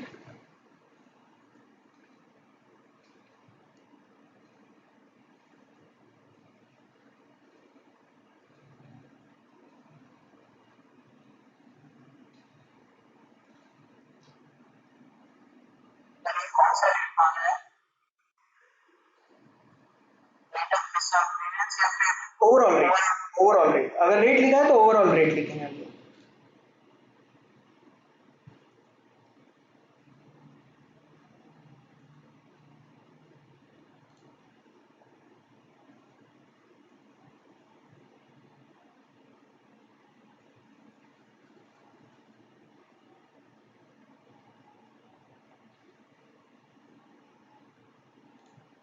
इसका यूनिट क्या होगा विनीत, आपने जो लिखा है वो?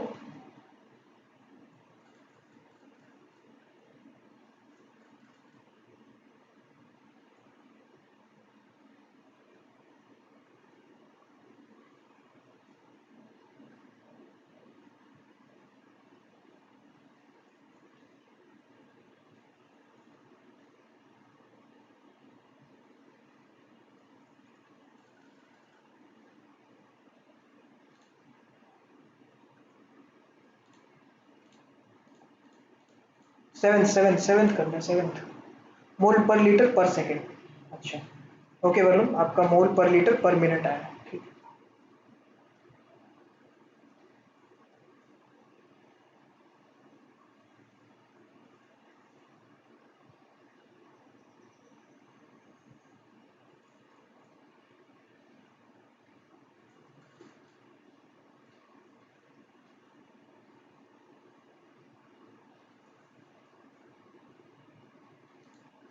ओके। सो क्वेश्चन नंबर 7 का जो है आप डायरेक्टली रेट निकाल सकते हो।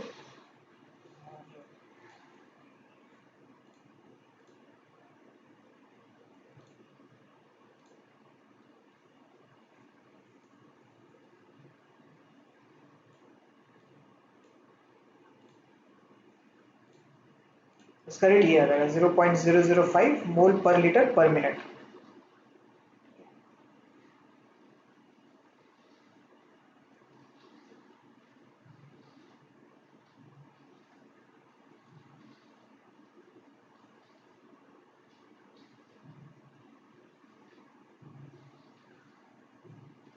आई गेस 0.05 आना चाहिए ना, ये आना चाहिए ना।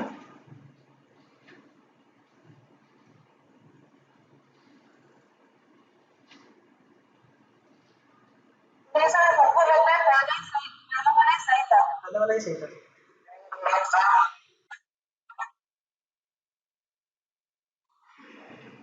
ये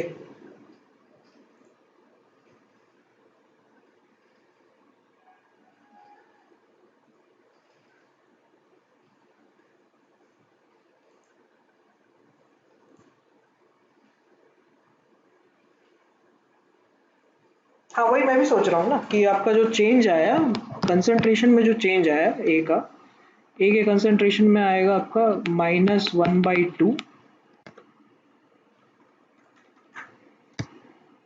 -1/2। इसको अलग तरीके से लिखते हैं, -1/2 of final minus initial, which is -0.4 -0.5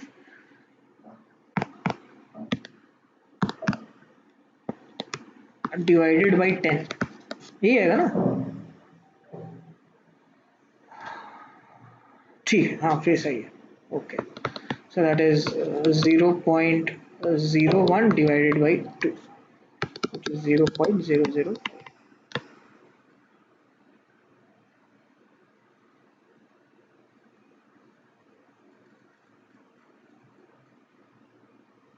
question number 8 देखिए, 8 वाले में क्या करना है।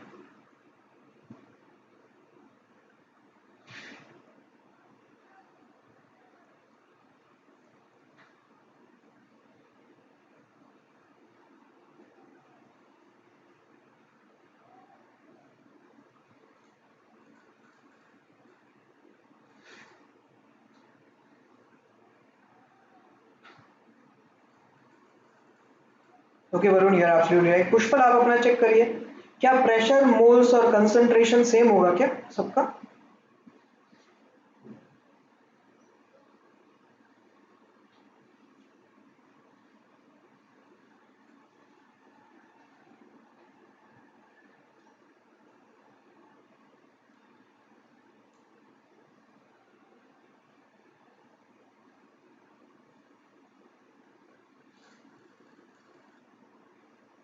डी सही लग रहा है बिल्कुल बिल्कुल। यस नहीं, पुण्य तो आपका भी सही है।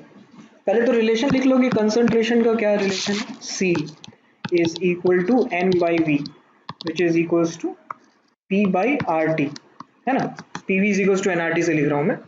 तो C is concentration which is moles per volume, moles per unit volume, and moles per unit volume is P by RT। तो अगर मैं यहाँ पे dC by dt लिखूँ, that will be equals to 1 by V dN by dt, that will be equals to 1 by RT dP by dt।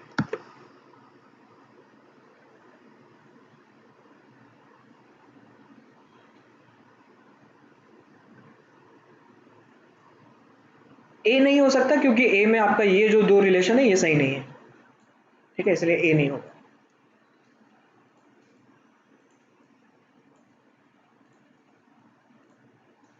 Correct जो है आपका वो B हो जाएगा, ठीक है।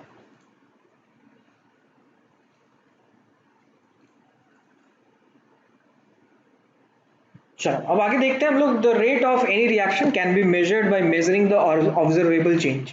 कैसे पता करेंगे कि रेट क्या है रिएक्शन का?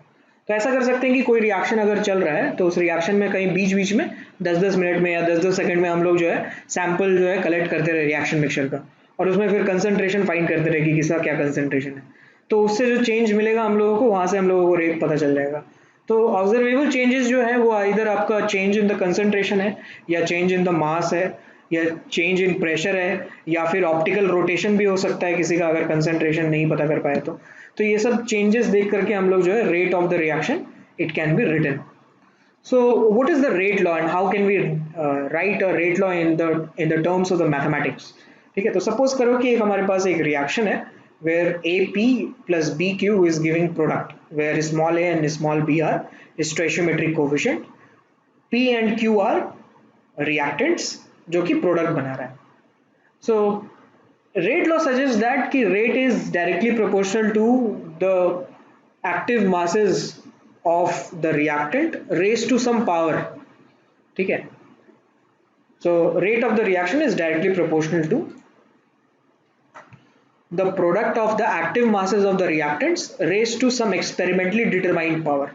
ये जो पावर है कि rate is AP to the power x AQ to the power y, इसमें x और y जो है हम लोग एक्सपेरिमेंटली फाइंड कर सकते हैं, और कोई भी तरीका नहीं है x और y फाइंड करने का। x और y का there is no relation between their stoichiometric coefficient, ठीक है। x और y का कोई रिलेशन नहीं है p a और p का, a और b से, ठीक है। x और y का रिलेशन a और b से नहीं होगा कभी भी, ठीक है। So what does this a represent? a of p represents the active mass of p। Similarly, A of Q represent the active mass of Q। Active mass क्या होता है? Active mass होता है कि it is the amount of any reaction component effectively participating, गलत क्यों आ रहा है ये? हाँ, effectively participating in the reaction at that moment, ठीक है। That is the active mass। Experimentally कैसे फाइंड करेंगे ये हम लोगों ने बताया आपको। एक्सपेरिमेंटली ऐसे फाइंड करेंगे, आइदर आप ये इसमें रिएक्शन मिक्सचर में देखो कि चेंज इन द मास हो रहा है, या चेंज इन कंसंट्रेशन देखते हैं, या चेंज इन प्रेशर देखते हैं, या फिर ऑप्टिकल रोटेशन देखते हैं, ठीक है। इन सब का चेंज देख करके जो है हम लोग पता कर पाएंगे कि what will be the rate of the reaction, ठीक है। तो यहाँ से हम लोगों को रेट पता चलता जाएगा, A to the power X. Overall अगर हम लोग देखें तो रेट को हम लोग लिख सकते हैं के इंटू, देखो ओवरऑल जो इसका रेट होगा वो रेट हम लोग लिख सकते हैं प्रोपोर्शनलिटी साइन हटा करके के multiplied by the active mass of P raise to the power X, active mass of Q raise to the power Y, ठीक है। अब एक्टिव मास कैसे रिप्रेजेंट कर सकते हैं हम लोग? एक्टिव मास रिप्रेजेंट करते हैं हम लोग amount multiplied by activity coefficient, ठीक है। अब ये एक्टिविटी कोफिशिएंट क्या है, ये सब हम लोग हायर क्लासेस में जब आप ग्रेजुएशन कर रहे होगे आइदर केमिकल इंजीनियरिंग या फिर केमिस्ट्री में, तो फिर आपको ये सब पता चलेगा कि ये एक्टिव मास या एक्टिव कोफिशिएंट क्या है। अभी के लिए एक्टिव कोफिशिएंट क्या होता है कि it is the fraction of the total amount effectively participating in the reaction. ठीक है, फ्रैक्शन जितना मास लिया है, सपोज कि कोयला लिया, मान लो हम लोगों ने कोल लिया 1 किलोग्राम, 1 केजी कोल को हम बर्न कर रहे हैं, तो ऐसा थोड़ी होगा कि 5 सेकंड में सारा का सारा कोयला बर्न हो जाएगा। कोल तो काफी देर तक बर्न होता है, राइट, और धीरे धीरे वो बर्न होकर के खत्म होता है, राइट। कभी भी अगर आप देखो, जैसे अगर मान लो कि चूल्हा जलाया है या फिर कोई फर्नेस है जिसमें कोयला यूज कर रहे हैं, तो उस कोयले को जब हम लोग जलाते हैं तो it actually gives us energy for a quite a long time. ठीक है, काफी देर तक मिलेगा उससे एनर्जी, राइट। तो एट अ पर्टिकुलर टाइम कोयले का कितना पार्ट, कोल का कितना पार्ट रिएक्ट कर रहा है, कितना पार्ट कंबस्ट हो रहा है, that is the active mass. Okay, so active mass is nothing but that is the mass of the reactant actively taking part in the reaction for a moment. एक particular moment में मान लो कि 10 second में कितना active mass है इसका, फिर 20 second में एक्टिव मास इसका कितना है। ठीक है, ऐसे करते करते हम लोगों को एक्टिव मास से रेट पता चलेगा। ठीक है, तो we take the active mass in the terms of the following ways. अगर हमारे पास डाइल्यूट सॉल्यूशन है तो एक्टिव मास हम लोग जो है वो मोलर कंसेंट्रेशन लेते हैं, विच इज मोलारिटी। ठीक है, तो सॉल्यूशंस के लिए, लिक्विड सॉल्यूशंस के लिए हम लोग एक्टिविटी जो लेंगे वो लेंगे मोलारिटी के टर्म्स में। गैसेस जो है, गैसेस के लिए जो एक्टिव मास लेते हैं वो हम लोग प्रेशर के टर्म्स में लेंगे या अदरवाइज मोलर कंसंट्रेशन के टर्म्स में भी ले सकते हैं। अभी हम लोगों ने देखा dp by D T is equals to 1/v dn by D T आएगा। ठीक है, तो वहां से हम लोगों को मोल्स और मोलारिटी और मोल्स का रिलेशन पता चल गया, तो उससे हम लोग जो है रिलेट कर सकते हैं। सॉलिड या फिर प्योर लिक्विड के लिए एक्टिव मास जो लेते हैं हम लोग that is a constant value. ठीक है, और कैलकुलेशन पर्पस के लिए 1 लेते हैं, सॉलिड के लिए जो है आप 1 लोगे। ठीक है, फॉर कैलकुलेशन ऑफ सॉलिड्स। तो सॉलिड्स का जो एक्टिव मास है दैट इज 1। आपने ये केमिकल इक्विलिब्रियम में देखा होगा कि जब हम लोग इक्विलिब्रियम कांस्टेंट लिखते थे तो उसमें जब भी जहां सॉलिड आता था उसका जो कोफिशिएंट लेते थे या फिर उसका जो कंसंट्रेशन का टर्म लेते थे वो हम लोग डायरेक्टली 1 लिख देते थे वहां पे। ठीक है, so that is nothing but that is the active mass of the solids. Pure liquid के लिए एक्टिव मास जो है वो कांस्टेंट होता है। कांस्टेंट कैसे होगा कि हम लोगों ने जो है H2O का कंसंट्रेशन निकाला है, ऐसे आप लोगों ने देखा होगा, एक क्वेश्चन आया होगा कभी आपके जर्नी में कि फाइंड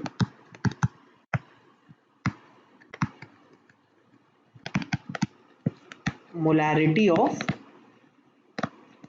प्योर वाटर। ठीक है, तो कैसे निकालेंगे मोलैरिटी? मोलैरिटी निकालने के लिए क्या कर रहे हैं हम लोग कि 100 ग्राम ऑफ वाटर, या फिर अगर डेंसिटी इसका 1 ले लें, 1 लीटर, 1 ग्राम पर लीटर, तो 1 लीटर ऑफ 1000 ml लिखना चाहिए, 1000 ml of water has mass equals to 1000 gram, है ना। तो इसमें मोल्स कितना आ गया, moles of water is 1000 divided by 18, which is nothing but that is 55.55 moles। ठीक है, तो मोलारिटी अगर निकालेंगे प्योर वाटर का तो ये आ जाएगा आपका moles divided by volume, which is 55.55 मोल पर लीटर। 1 लीटर में 55.55 मोल्स है। So this is nothing but this is the active mass of water which is a constant value. ठीक है, सो प्योर लिक्विड के लिए हम लोग एक्टिव मास जो है वो कांस्टेंट लेते हैं, सॉलिड के लिए हम लोग 1 लेंगे एक्टिव मास। ठीक है, समझ में आ रहा है? बोलो।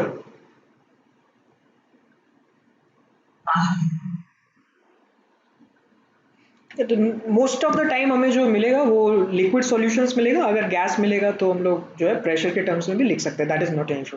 वो जैसे जैसे आएगा वैसे वैसे हम लोग जो है उसके बारे में पढ़ते रहेंगे। बट द थिंग इज कि अगर हम लोग मान लो कि रेट एक्सप्रेशन लिखें, तो रेट एक्सप्रेशन कैसे लिख सकते हैं, इस प्रोपोर्शनलिटी साइन को हटा देते हैं। ठीक है, यहाँ पे जो प्रोपोर्शनलिटी साइन है इसको अगर हटा देंगे तो एक कांस्टेंट टर्म ऐड करना पड़ेगा। वी आर कंसिडरिंग कि आइदर ये जो रिएक्शन हो रहा है ये गैसियस फेज में हो रहा है या फिर सॉल्यूशंस में हो रहा है एक्वस फेज में। तो इसके लिए हम लोग जो है यहाँ पे कंसंट्रेशन लिख रहे हैं, ये जो स्क्वायर ब्रैकेट है that is representing the concentration of P and Q. Either आप इसको एक्टिव मास भी बोल सकते हो, दोनों में कोई डिफरेंस नहीं है। ठीक है, इधर आप एक्टिव मास बोलो या इधर आप कंसंट्रेशन बोलो। ठीक है, so this is rate is equals to k multiplied by active mass of p raised to the power x, active mass of q raised to the power y। x और y का value जो है experimentally हम लोग find कर सकते हैं, there is no other way. ठीक है, so overall the order of the reaction will be the summation of the power of the rate expression. ठीक है, तो ऑर्डर क्या है, it is the sum of the power of the active masses of the reactant component in the rate law expression, right, which is x and y। So first thing इसका जो important feature है वो क्या है कि order of any reaction is experimentally determined having no relation with the stoichiometric coefficient. उससे कोई relation नहीं है, कोई लेना देना नहीं है। जैसे फॉर एग्जांपल देखो, तीन एग्जांपल है हमारे पास यहाँ पे, तीनों एग्जांपल में अगर हम लोगों ने ऑर्डर को स्टोइशियोमेट्रिक कोफिशिएंट जैसा माना होता तो हमारा आंसर गलत होता, because we cannot find out the order of the reaction until unless we do experiments, and believe me, nobody is going to ask you what will be the order of the reaction if they haven't given you the experimental data।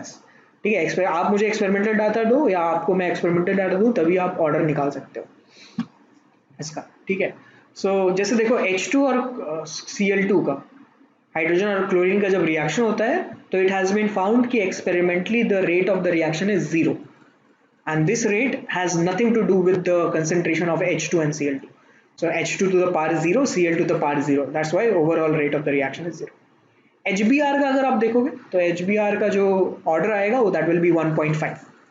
ठीक है, तो ये जो है this has been experimentally found, मुझे भी याद नहीं है, मैंने बस एक्सपेरिमेंटल डाटा देखा, वहां से मुझे पता चल गया कि ये इसका ऑर्डर ऑफ द रिएक्शन ऐसा होना चाहिए। सिमिलरली HI का भी देखेंगे, अगर फॉर्मेशन हो रहा है H2 और I2 से, तो इसमें रेट जो है ओवरऑल रेट का ऑर्डर है वो 2 है, और इसमें जो रेट है that is dependent on the concentration of H2 and concentration of I2। तो ओवरऑल रेट हो गया this much, and overall order जो है आपका रिएक्शन का वो 2 हो जाएगा ऑर्डर। H2O2 को अगर डिफरेंशिएट कर रहे हैं या फिर तोड़ रहे हैं, डिकम्पोज कर रहे हैं इनटू H2O और हाफ O2, तो इसमें जो रेट आता है दैट इज 1। ठीक है, तो rate of the reaction is K into concentration of H2O2, overall order is 1। और क्या क्या प्रॉपर्टी है ऑर्डर का, ये देखो second property, order of the reaction जो है वो जीरो हो सकता है, फ्रैक्शनल हो सकता है, नेगेटिव भी हो सकता है और पॉजिटिव भी हो सकता है और इंटीजर भी हो सकता है। ठीक है, it can take any value, okay, zero, fraction, negative, integer, whatever will be। ठीक है, order of any reaction is the characteristics of the reaction independent from the conditions। ठीक है, एक पर्टिकुलर रिएक्शन का ऑर्डर जो है वो उसके कंडीशन से पे डिपेंड नहीं करता। ठीक है, लेकिन समटाइम्स ऐसा होता है रेयर केसेस में कि ऑर्डर जो है वो चेंज होता है, जैसे हम लोगों ने देखा था SN1 और SN2 मैकेनिज्म में। जैसे देखो, the skeleton of the reaction is same for both SN1 and SN2। Okay, लेकिन अगर मैं OH का कंसंट्रेशन बहुत कम लूं, ठीक है, तो at low concentration of OH the reaction will B first order which is SN1 reaction. ठीक है, जहां पे कंसंट्रेशन ऑफ न्यूक्लियोफाइल से कोई डिपेंड नहीं कर रहा था रिएक्शन। जैसे ही आप OH माइनस का कंसंट्रेशन बढ़ाओगे तो रिएक्शन का जो ऑर्डर है वो सेकेंड ऑर्डर में कन्वर्ट हो जाएगा SN2। जैसे 2 डिग्री अल्काइल हैलाइड हम लोग ले लें, है ना, 2 डिग्री अल्काइल हैलाइड में OH माइनस का कंसंट्रेशन अगर हम लोग कम रखें, दैट मीन्स OH माइनस का कंसंट्रेशन कम रखने का मतलब कि हम लोगों ने एक्वस सॉल्यूशन लिया है ना, तो एक्वस सॉल्यूशन ऑफ NaOH में 2 डिग्री अल्काइल हैलाइड SN1 देगा, है कि नहीं, देता था ना, याद है ना, या भूल गए फेस टेस्ट के बाद सब। याद है ना। फिर अगर मान लो कि हम लोगों ने कंसंट्रेटेड OH माइनस ले लिया 2 डिग्री अल्काइल हैलाइड, तो ये रिएक्शन कैसा देता था, SN2, right. So it may depend sometimes, but the examples of such times will be very rare. ठीक है, जैसे SN1 SN2 हो गया, या फिर E1 E2 हो गया, इस टाइप के रिएक्शंस में जो है आपका कंडीशंस के साथ जो है चेंज कर सकता है ऑर्डर, बट ऐसे ओवरऑल चेंज नहीं करेगा। In some cases it is difficult to assign the perfect order of the reaction, ऐसा कभी कभी होता है। नॉर्मली क्या होता है कि जब आप रेट एक्सप्रेशन लिखते हो तो रेट एक्सप्रेशन में जो एक्टिव मास आना चाहिए वो सिर्फ रिएक्टेंट का आना चाहिए, इंटरमीडिएट का नहीं आना चाहिए, कैटलिस्ट का नहीं आना चाहिए। ठीक है, इसमें भी बहुत बहुत से कम केसेस है जहाँ पे आपका जो प्रोडक्ट है या फिर आपका जो कैटलिस्ट है, ठीक है, या फिर जो इंटरमीडिएट है उसके जो है कंसंट्रेशन टर्म्स या फिर एक्टिव मास के टर्म्स जो है रेट एक्सप्रेशन में आ जाते हैं। उस टाइम में हम लोग कुछ कर नहीं सकते वैसे वैसे केसेस में। ठीक है, बट हालांकि इंटरमीडिएट का जो एग्जांपल है वो बहुत ही कम है, एकदम रेयरली। तो हमारे सिलेबस में जो हमारे लेवल पे अगर कभी पूछा जाए आपको कि rate expression consist of the active mass of intermediate, so the answer will be sure 100% no. ठीक है, तो रेट एक्सप्रेशन में कभी भी इंटरमीडिएट का कंसंट्रेशन नहीं आएगा। ठीक है, कैटलिस्ट का आ सकता है। ओके, तो जैसे देखो एक एग्जांपल है हमारे पास H2 और Br2 का example which is giving 2HBr। इसका जो एक्चुअल रेट का एक्सप्रेशन होता है वो ये होता है। ठीक है, तो अब आप मेरे को बोलोगे कि सर अभी तो H2 और Br2 का आप बोल रहे थे रिएक्शन है, उसका रेट 3/2 है, तो यहाँ पे आपने अलग क्यों लिख दिया रेट का expression. So I would say कि इसका रेट का जो एक्चुअल एक्सप्रेशन है वो यही है, this is the actual expression of the rate actual rate expression. अब आप ये इमेजिन करो कि if concentration of Br2 is very high, बहुत ज़्यादा ले लें हम लोग, मतलब एक्सेस में ले लें अगर Br2, तब फिर क्या होगा, इस रेट एक्सप्रेशन में हम लोग एक चीज़ ये लिख सकते हैं कि भाई 1 + KHBr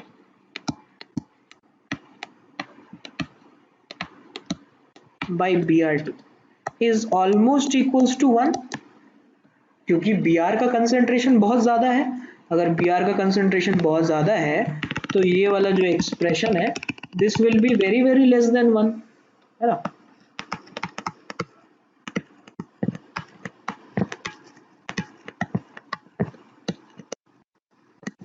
तो 1 के रेस्पेक्ट में मैं इसको नेग्लेक्ट कर सकता हूँ।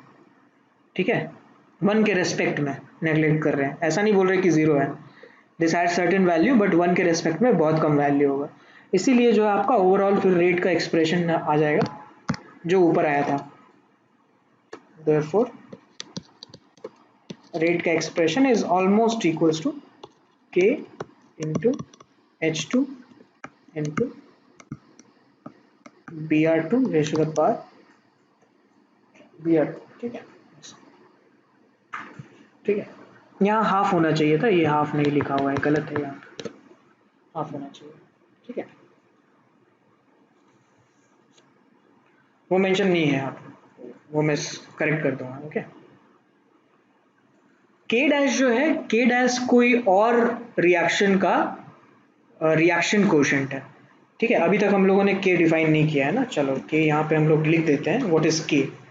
जब हम लोगों ने रेट कांस्टेंट लिखा था तो यहाँ पे के मेंशन नहीं किया था, राइट। तो के is proportionality constant,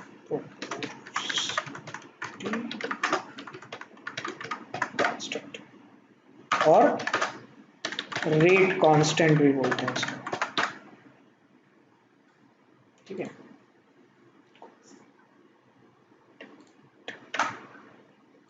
rate constant.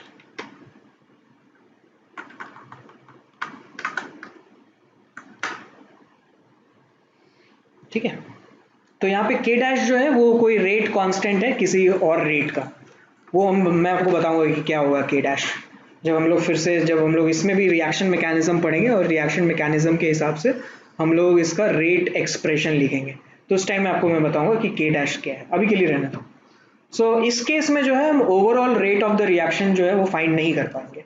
ठीक है, तो इस टाइम पे जो है हमारे पास order it will be not defined, लेकिन H2 के रिस्पेक्ट में हम लोग ये बोल सकते हैं कि 1 है, Br2 के रिस्पेक्ट में वी कैन नॉट से कि what will be the rate of और the order of the reaction. ठीक है, ऑर्डर जो है H2 के रिस्पेक्ट में 1 है, Br2 के रिस्पेक्ट में इट इज नॉट डिफाइंड। फिर जैसे एक और एक एग्जांपल देखो, OCl माइनस और I माइनस, वो बेसिक मीडियम में ये OI माइनस और Cl माइनस प्रोड्यूस कर रहा है। ठीक है, अगर इसका रेट का एक्सप्रेशन देखेंगे तो रेट के एक्सप्रेशन में आपका OCl minus multiplied by concentration of I minus divided by concentration of OH minus आ रहा है। इसमें OH माइनस जो है एक नेगेटिव कैटलिस्ट का काम कर रहा है, क्योंकि अगर मैं जैसे ही OH माइनस का कंसंट्रेशन इंक्रीज करूंगा the rate of the reaction will decrease, that's why it is a negative catalyst. Catalyst का काम क्या होता है? कैटलिस्ट का काम होता है it increases the rate of the reaction, है ना। लेकिन there are two types of catalyst, there is a positive catalyst and there is a negative catalyst. Positive catalyst क्या करता है? रिएक्शन का रेट इंक्रीज करता है। नेगेटिव कैटलिस्ट रिएक्शन का रेट जो है वो डिक्रीज करता है। जैसे आप लोगों ने ऑर्गेनिक केमिस्ट्री में हाइड्रोकार्बन्स में लिंडलास कैटलिस्ट के बारे में पढ़ा होगा, तो Lindlar's catalyst is a poison, right. Lindlar's catalyst को डालने के बाद जो H2PD है वो नेगेटिव कैटलिस्ट का काम करता है, उस टाइम में rate of the reaction decrease हो जाता है। ठीक है, तो हमारे पास एक एग्जांपल है, ये हमारा दूसरा एग्जांपल है। नॉर्मली हमारे सिलेबस में बस एक पॉजिटिव कैटलिस्ट का ही टॉपिक है, नेगेटिव कैटलिस्ट नहीं है। तो कभी भी आपको एग्जामिनेशन में कैटलिस्ट बोला है तो आप उसको पॉजिटिव कैटलिस्ट मान करके सॉल्व करेंगे। ठीक है, अगर मेंशन करना होगा उनको कि नेगेटिव कैटलिस्ट है तो वो मेंशन कर देंगे, है ना। तो ओवरऑल इसमें जो रेट आ रहा है वो आपका 1 आ रहा है, ये 2 और ये -1। ठीक है, तो आप यहाँ पे देख सकते हो कि रेट एक्सप्रेशन में हमारे पास कैटलिस्ट का भी कंसंट्रेशन आया है, राइट। तो कैटलिस्ट का कंसंट्रेशन आ सकता है, प्रोडक्ट का भी कंसंट्रेशन आता है, कभी कभी आता है, but that is a very rare case. Intermediate का कभी नहीं आता। ठीक है, हमारे हमारे लेवल में इंटरमीडिएट का एक्सप्रेशन नहीं आएगा आर में। ठीक है, देखो क्वेश्चन नंबर जैसे 9 देखो, इसमें अगर हमको K1 K2 और K3 का रिलेट करना होगा तो फिर क्या कैसे आएगा ये रिलेशन?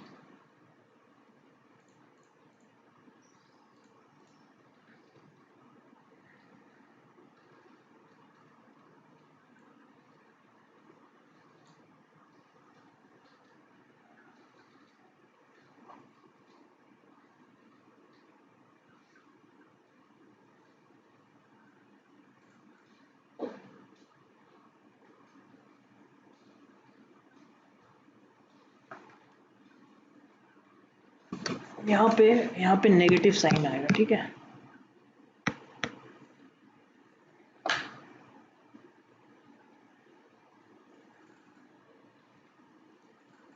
नहीं नेगेटिव साइन, अच्छा सॉरी सॉरी माय बैड, ये नेगेटिव नहीं, ठीक है, ये ठीक ही कहा है।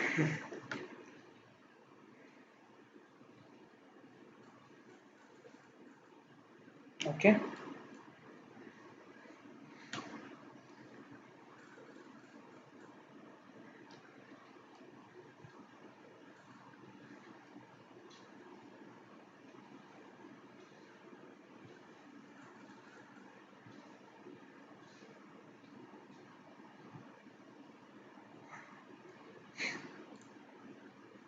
नहीं नहीं नहीं, डी डी कैसे आ रहा है आप लोगों को यार? हाँ सही है, पुष्पल आपका सही है, विनीत आपका भी सही आ रहा है। ठीक है,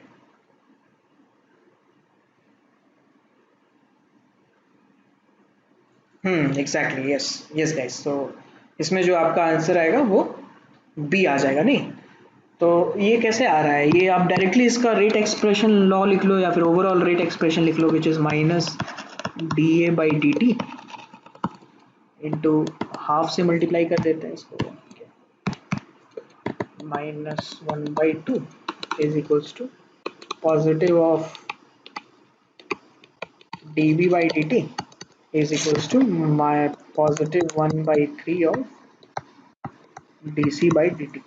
अब सब जगह जो है वैल्यू पुट कर देते हैं। Minus d A by D T का वैल्यू कितना है, K one by A square, तो दैट इज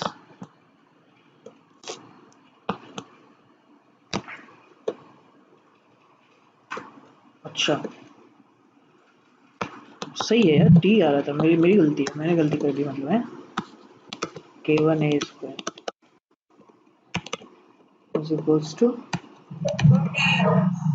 के टू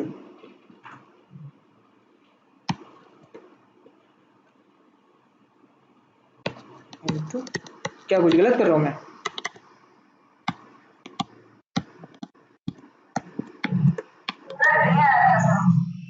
हैं? डी आ रहा है ना? हाँ हाँ सही है, डी आएगा, करेक्ट, ये आ रहा है। सबका के वन और के वन के टू के थ्री के बीच में ये रिलेशन है, K one by two is equals to K two is equals to K three by three, ठीक है।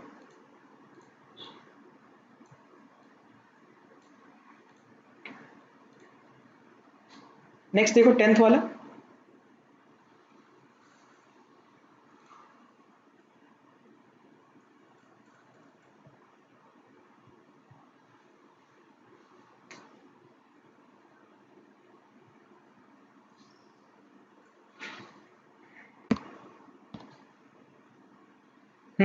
वेरी गुड, वेरी सही है,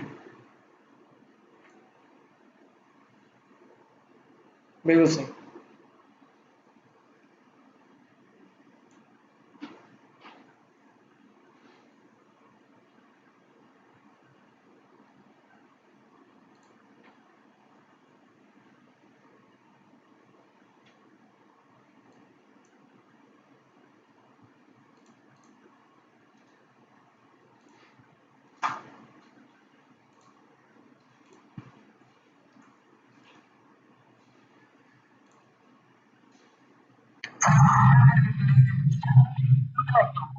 हाँ पूरा रिलेशन ही लिखना है बस, के वन के टू के थ्री का क्या रिलेशन।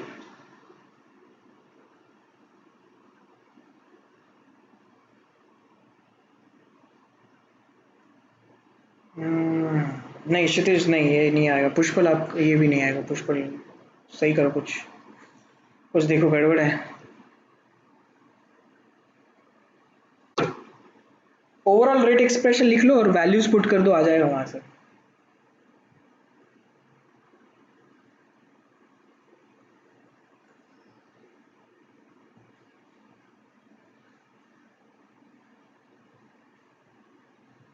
हाँ ये सही है, गुड वरुण। हाँ आपका भी सही है पुण्य, तो वेरी गुड।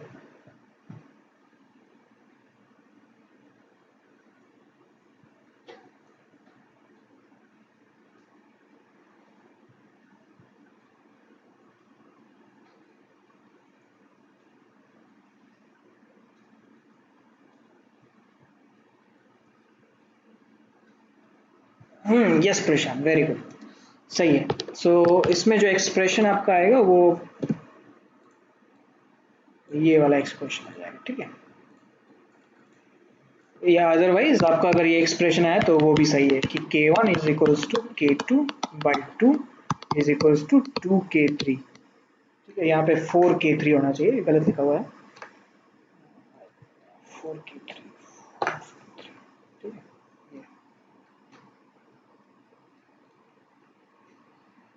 ओके।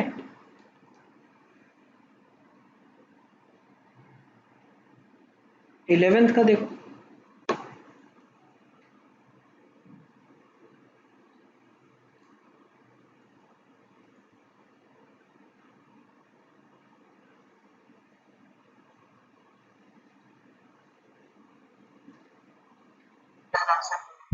हाँ हाँ आपका सही आंसर है।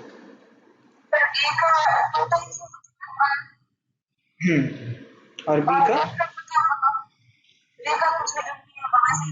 वैसे ही रह जाएगा, there will be no change, right. तो ये इस तरीके से चेंज होगा, तो जो जितना भी ऑर्डर है उसके हिसाब से, ऑर्डर के हिसाब से जो है हम लोग जो है चेंज कर सकते हैं इसमें, राइट, ओके। और बाकी का जो नेक्स्ट टू क्वेश्चंस है वो आप घर पे देखना सॉल्व करके, ठीक है। We will have to find the order दोनों में, ओके। यस, यस ओम। पहले वाले में जो है आपका चेंज डबल हो जाएगा और दूसरे वाले में कोई इफेक्ट नहीं होगा। ओके।